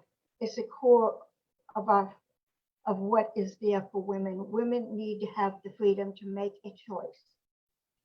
And even Roy Barnes thought that they did. It needs to be safe. It needs to be a decision you make in conjunction with whoever, your doctor and all. And I think is one of the things that I would fight the hardest for and have fought the hardest for. Thank you, Representative Henson. Right on time. Ms. Lopez? Well, I am celebrating that the judge just issued a decision finding that the House Bill 481 is unconstitutional. Now, and yes, of course, I am a pro-choice candidate. I believe that reproductive choices need to be made in the privacy of a family decision in conjunction with their doctor. But I'm really concerned that the governor or this administration is willing to spend additional money, our taxpayer money, in appealing a decision when we know that this bill is clearly unconstitutional. And also, we also need to be calling out Republicans at every single step of the way about how this is not about protecting lives. Because if we are really about protecting lives, then they will put in place the mechanism to control this crisis. They will mandate the uses of masks. They will expand not only for 6 months, for the full year, that we need to have that Medicaid for postpartum women. So when we're talking about really protecting lives, we need to be talking about the real issues, that we refuse to expand Medicaid, and we know that the coverage is going to probably triple because of the COVID-19 crisis, and we refuse that. And while we need to call the hypocrisy of saying that this is about protecting lives, because it's not, because of their incompetency, we continue to put the lives of our constituents and the lives of Georgians at risk. Thank you. Let's pass it back to Jana for the next question. Thank you, Elisa. All right, we'll start this time with you, Ms. Lopez. Please state your position on LGBTQ rights and discuss actions you will take to protect and extend equal protection for the LGBTQ community. Thank you for that question. You know, I'm an immigration attorney and I've been practicing law for the last 14 years. I'm a licensed attorney here in Georgia, and I do immigration law exclusively for the last 8. And 50% of my clients are LGBTQ couples. I fight daily against this administration's policies that separate families and separate couples that are real here to do, you know, to fulfill their American dream. And so this is a topic that is very near and close to my heart, because my LGBTQ couples are really not only discriminated because of their sexual orientation, but also in my case, because of their immigration status. So I will fight against any law that not only outright intends to discriminate, but that in the nuance and the implementation of those laws, the end result is to discriminate against LGBTQ individuals and families. And so I not only support it, I live it every day with my clients. Thank you, Ms. Lopez. Representative Henson. Thank you. This is an issue that we have dealt with on an ongoing basis down in the legislature. I have always been supportive of your LGBTQ community. I think forever. I fought with a professor about it back in college. And in the legislature, I've been there. I have supported every single bill. I have been supported by Georgia Equality every single year. Excuse me. I have worked closely with them. I think you have the whole issue of, you know, protecting all lives. You protect the LGBTQ, you protect Black lives, we protect all of them. And that also has to include the transgender. The hate crimes bill started with protection many, many years ago. It was really directed more towards the LGBTQ community. And it evolved to many other things, and evolved to Black Lives Matter. And it, you know, pertains to all people. It's justice for all. The Supreme Court has protected the LGBTQ community. And then the things that we need to be concerned about, we've been fighting back the bill of religious freedom here in Georgia, which I voted against. We have been, I'm sorry, I just sort of lost my thought because of my dog. I apologize. We have fought that on a continuous basis down at the Capitol, religious freedom and other bills such as that. And it's just been very difficult, and we keep pushing back. ADL has been there. They've been terrific in working with us over the years, and I've been a member of that organization. So I'm pleased, but it's not stopping. That's the whole problem. We have to keep pushing. It's come up in the adoption issues that we've had, and we've had to ensure that. Representative Henson, that's 2 minutes. And I just thank you. Thank you both. All right, now we're going to move into the next phase of our debate, in which each of you will be asked specific questions. So we're going to start with you, Representative Henson. You'll have 2 minutes to address this question, and it is, you've been an elected official for over 2 decades. What is your greatest strength and greatest challenge as a legislator? I think my greatest strength is the ability to work with our other members of the legislature, to work with those and to be able to have conversations with folks when our points of view are 100% different, hoping that we can find a compromise. We used to have a lot more compromises down at the legislature, and it was good. Now we don't seem to have as many, and it's very partisan. And I think one of the things we need to work hardest at like the person, is to get more Democrats elected so that we can push forth our agenda as Democrats of looking out for people that need help, the working families agenda, the justice for all agenda. These are the agendas that we push. I've been proud of the bills that I have supported over the years, and equally glad when I have been able to basically stop a bad bill in its tracks and when it's been least expected. But I can work closely, I can go after things time and time again. I have been a very big supporter of dentistry for all the years I've been in the legislature, which is healthcare and it's overall health for people. That's absolutely essential. I have been an advocate for my constituents down there. I have worked with the refugees out here in DeKalb County. I've advocated for things in the budget. I have supported every woman's health mandate that's currently still in the budget. So those are things I'm proud of. And you asked for other things I'm proud of down there. I looked at homeowners associations many years ago.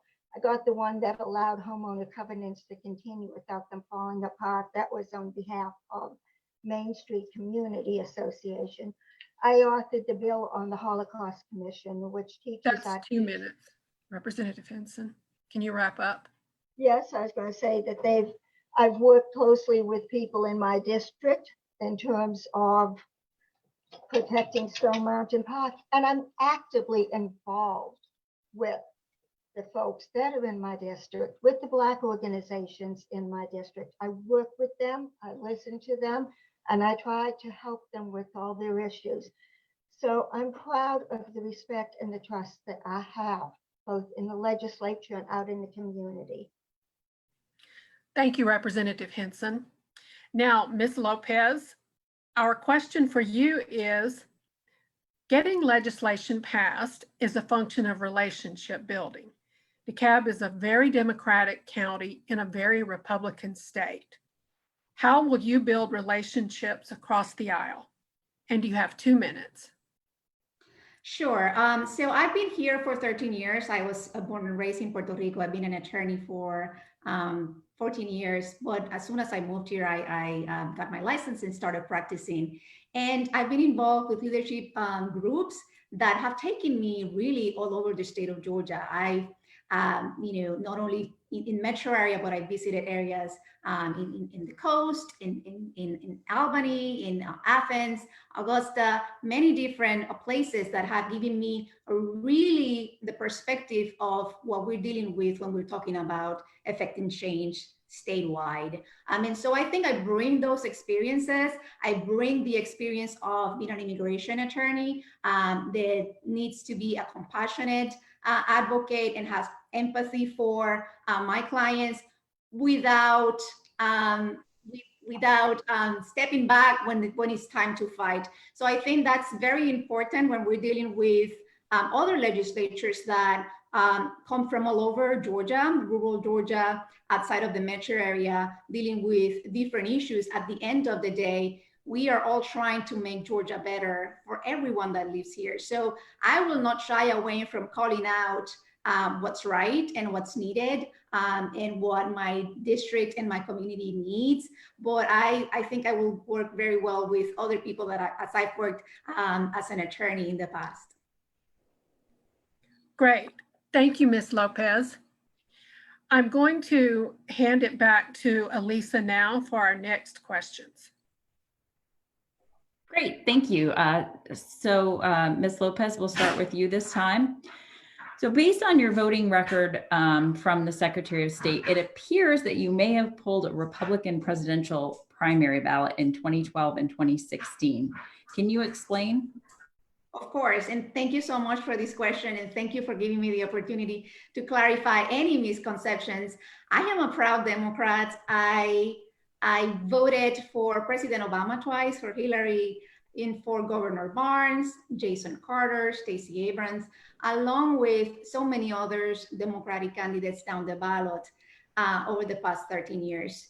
And, I moved here 13 years ago, and we don't have with classifications of whether you're Republican or Democrat in Puerto Rico. So I'm very proud of the fact as well that once I moved here, I immediately aligned my values with the Democratic Party. Now, to answer your question, I did take the Republican ballot in 2 primaries specifically to vote against the anti-immigrant candidate, particularly in 2016, when Trump announced on his first day that my clients, which I consider my family, that they're rapists, that they're lowlife, that they're the worst of the worst. I really felt compelled to do that, obviously knowing that I was going to be able to vote for the Democratic candidate in the general, which I did.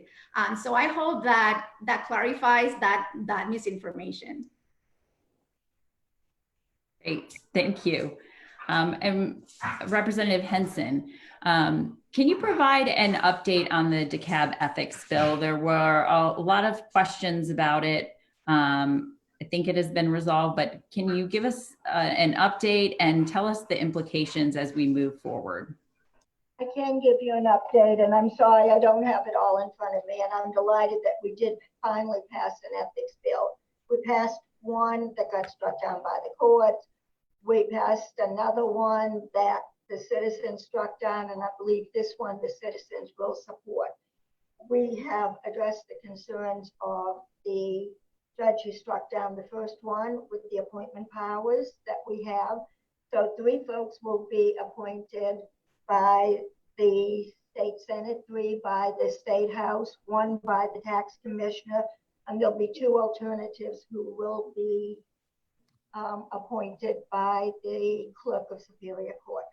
We felt those were the people that were not going to be impacted by this bill in any way, and that's the reason they were chosen. The second thing that we did, we put in an administrator, an ethics administrator. We have an ethics board, and we have an ethics officer.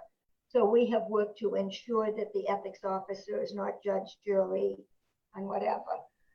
There are separations. The administrator will take the bill in, the complaint in. She will deal with it. If it wants, it'll go to the board, and the board will then make decisions of turning it over to the ethics officer. We also have the issue about gifts, and I'm sorry, in the final version, I'm not quite sure how it's addressed, but we're very concerned about people giving gifts that we're trying to influence purchase powers at the county level. The bill was worked on. I will give Viola Davis credit for working on it so hard, but she worked with all of us in DeKalb County, and we all had input into it. This was a passion of hers for many, many years. And, it was not easy. You have a lot of strong people in DeKalb delegation with a lot of strong ideas. So at the end of the day, we did get a bill passed, and hopefully we can move forward and have a strong functioning ethics board. Great, thank you. Okay, one last question in this round. Representative Henson, we'll start with you. Obviously, you have been in the minority party for quite a while now.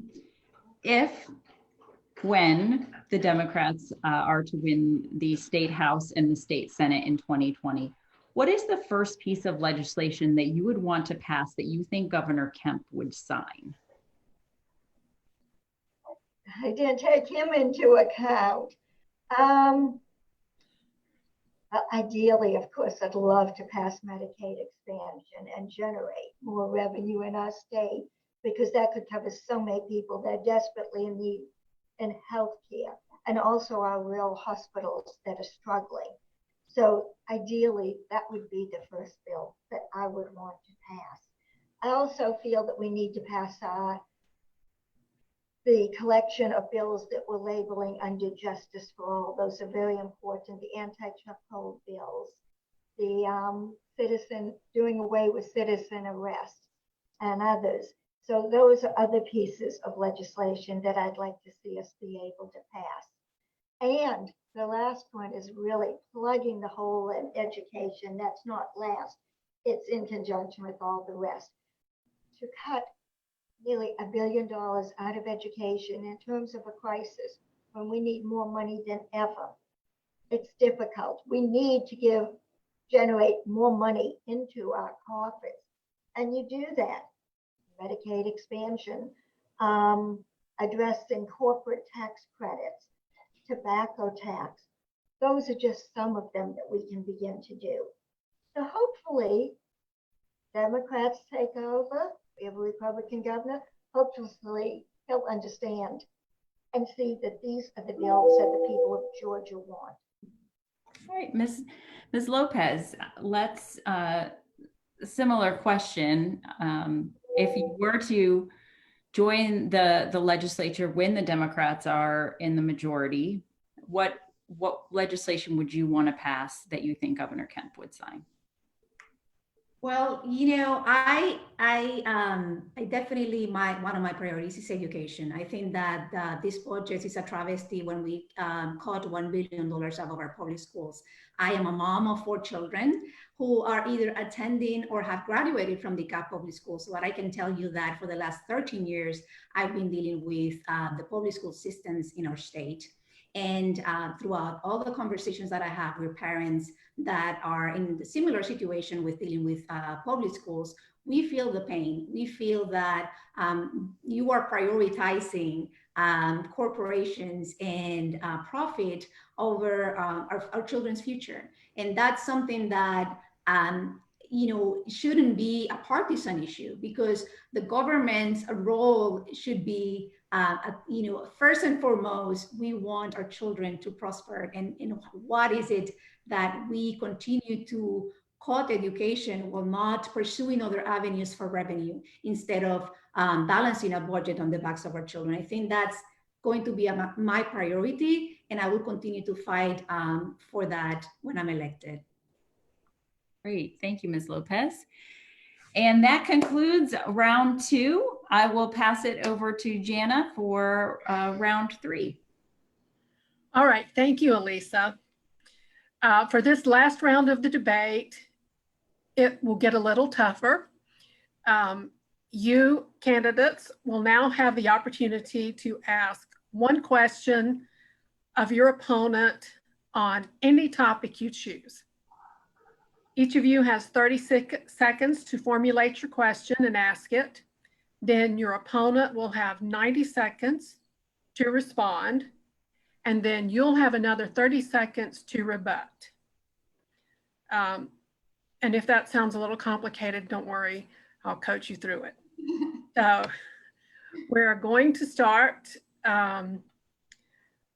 Let's see, we started with Representative Henson last time, so we'll start with Ms. Lopez this time. Ms. Lopez, you have 30 seconds to ask a question of Representative Henson. Sure. So I'm very glad that I'm in this runoff and I have the support of the voters that got me here. My question is that based on the numbers and the data, 60% of the voters in District 86 voted against a 30-year incumbent. And when you look at the southern part of the district that is primarily Black and minorities, there are precincts where that number goes almost to 70%. So my question is, what would you say to those voters that you have represented for the last 30 years, and why are they not choosing you?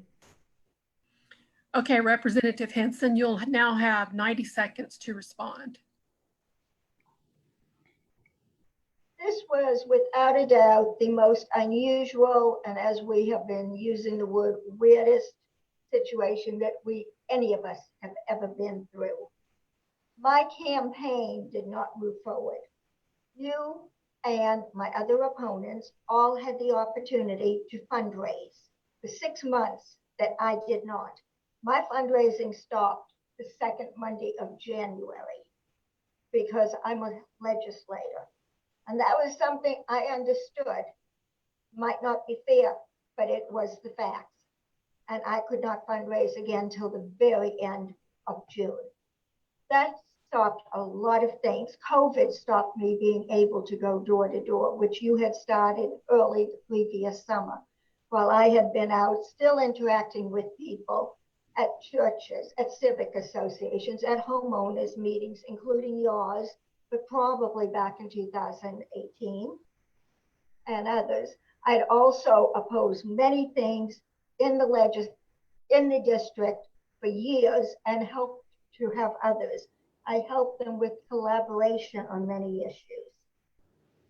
I still feel that I have the respect and support of folks out in the district, including in the southern part of the district. I am involved with folks. I work with the folks. I work with the organizations such as NCNW and NAACP. I have not received criticism from them. All right. Thank you very much, Representative Henson. Ms. Lopez, you'll now have 30 seconds to respond. Not really a response. I think it's very clear. The Representative Henson has been a representative for 30 years, and the people have, voted and spoken very clear and loud that we want change in this district. We want someone that's really willing to do the work and being out in the community, and not just when it's time for re-election, but actually working hard to affect change that we really needed. Thank you. Excuse me, Jana, I think something really needs to be corrected here. I have not represented this district for 30 years. I have been a state legislator for 30 years. The current district that I represented 10%, 2 precincts prior to the reapportionment of 2012.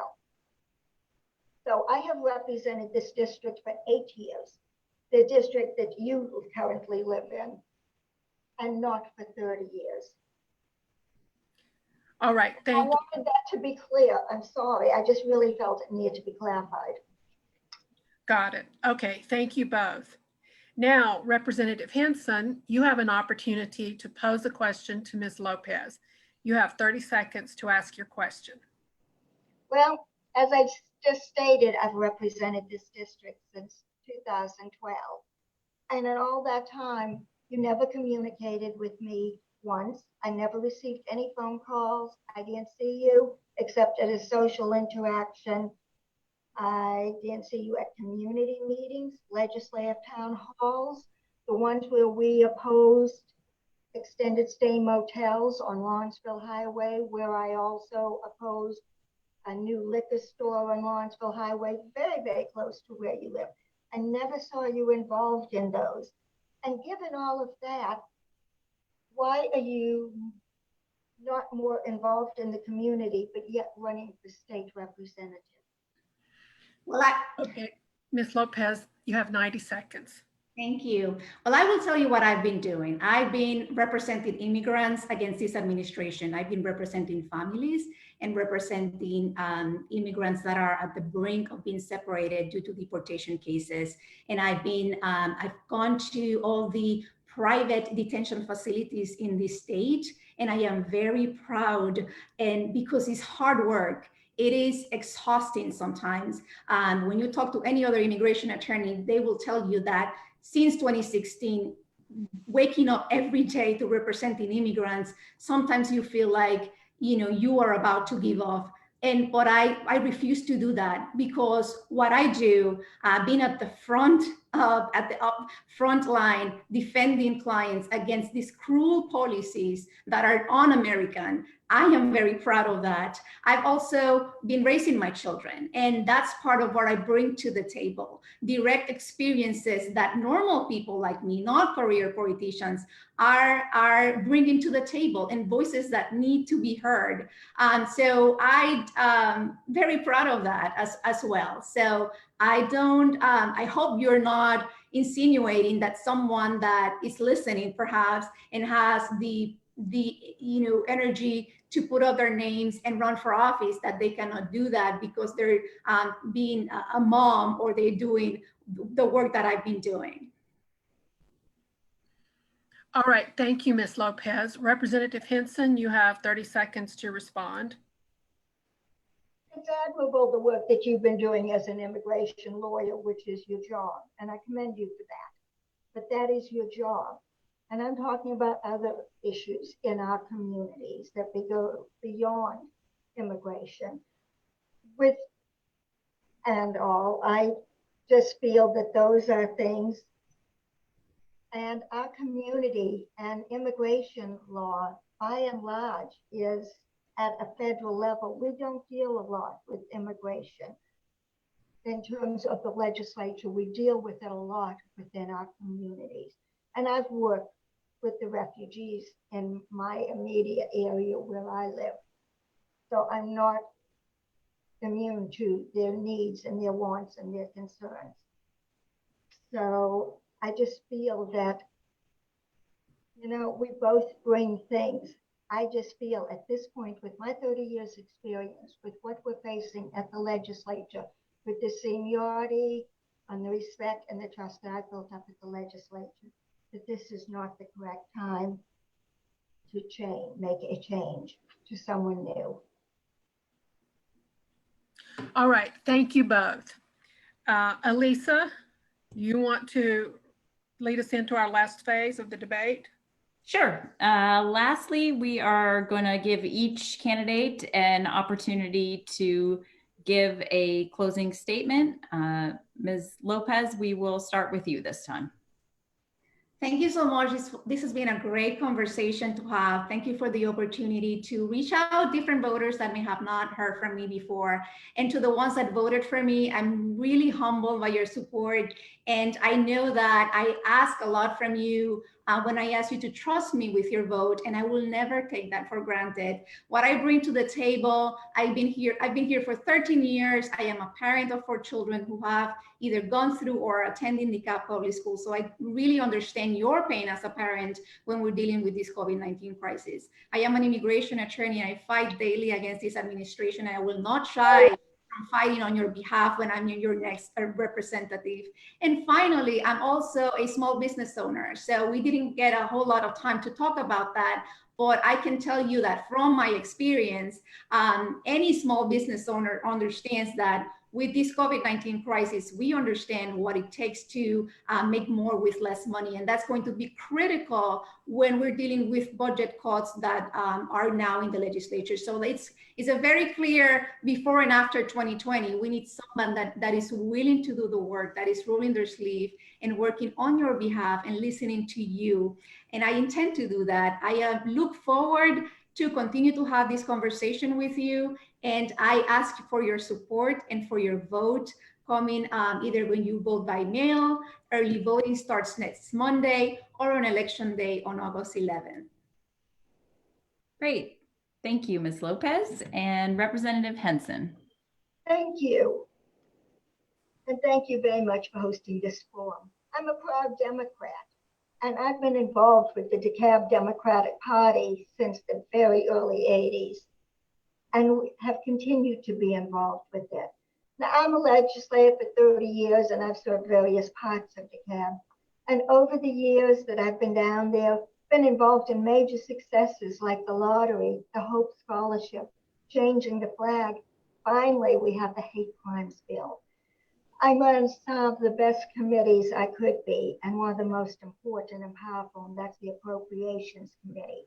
And that determines how the state spends the dollars that has both state and federal dollars. And I'm privileged to be on this committee, and I believe I'm an asset because as a small business owner also involved with the dental practice, I'm able to bring that experience of being on the front line, dealing with the patients on an everyday basis, and bringing that experience of the Medicaid patient and the doctors and all. So I think that I know I bring a lot to the process. I've learned to become an effective legislator, and I've passed and supported local and general bills. And the important thing to realize is that the legislature, the success is not based on the number of bills sponsored, but rather in working to pass good bills and stopping bad bills. I've been involved with hate crimes. Back with the Georgia Commission on the Holocaust, I authored that. I've been involved with it for the past 20 plus years. They're the ones that establish programs and go and teach our teachers on how to pass, not how to pass, but how to teach the children about the Holocaust and lessons we never want to forget. They've worked with establishing the programs of no bullying and anti-hate that are in our schools. With regard to the Justice for All package, I'm involved with that. Right now, I'm the second signature in the anti-chokehold bill. And we'll continue fighting for that. I've passed a lot of local legislation. I've generated revenue that's continuing to flow to DeKalb by putting tax on the hotels in Stone Mountain Park. And I'm active and accessible, and I keep repeating that, but I'm out in my community. I'm active at the churches. I go somewhere and people say, we know you, you attended our church. Yes, they do see me and they do know me. I serve on many boards in the community. I'm on the Oakhurst Health Center, the Art Station, as I said, the Holocaust Commission, ADL board. I'm a co-founder of PRISM and I'm still active. I'm active in my homeowners association and attend many others. At the legislature, I'm involved with the Working Families Caucus, the Georgia House Democratic Caucus, the Women's Caucus. Thanks, Representative Henson. Can you wrap up? I can wrap up. Thank you. I think my strongest strengths are collaboration, working with folks in my district, bringing their issues to the legislature and collaborating with people there.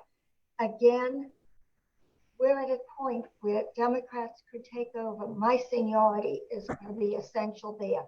And helping to represent DeKalb County. I have the institutional knowledge. I am still current on all the new ideas, and we're moving forward. Great. Democrats, we're there, and I'm Michelle Henson, and I'd like to ask for your support and your vote in this upcoming runoff. Great. Well, thank you both. I'm going to pass it over to Jana to wrap us up. Thank you, Elisa. Thank you, Representative Henson and Ms. Lopez, and to all the other candidates for your participation this evening. Everyone give yourselves a big round of applause. This concludes the Runoff Debate Series sponsored by DeKalb Dems. We want to remind everyone watching that the runoff is August 11th and early voting begins July 20th. There's still time to request an absentee ballot. Remember, your vote is your voice, so use it. Please visit www.decabdems.com, subscribe to our newsletter, and follow us on social media. This now ends our August runoff debate series. Thank you, everyone. Thank you.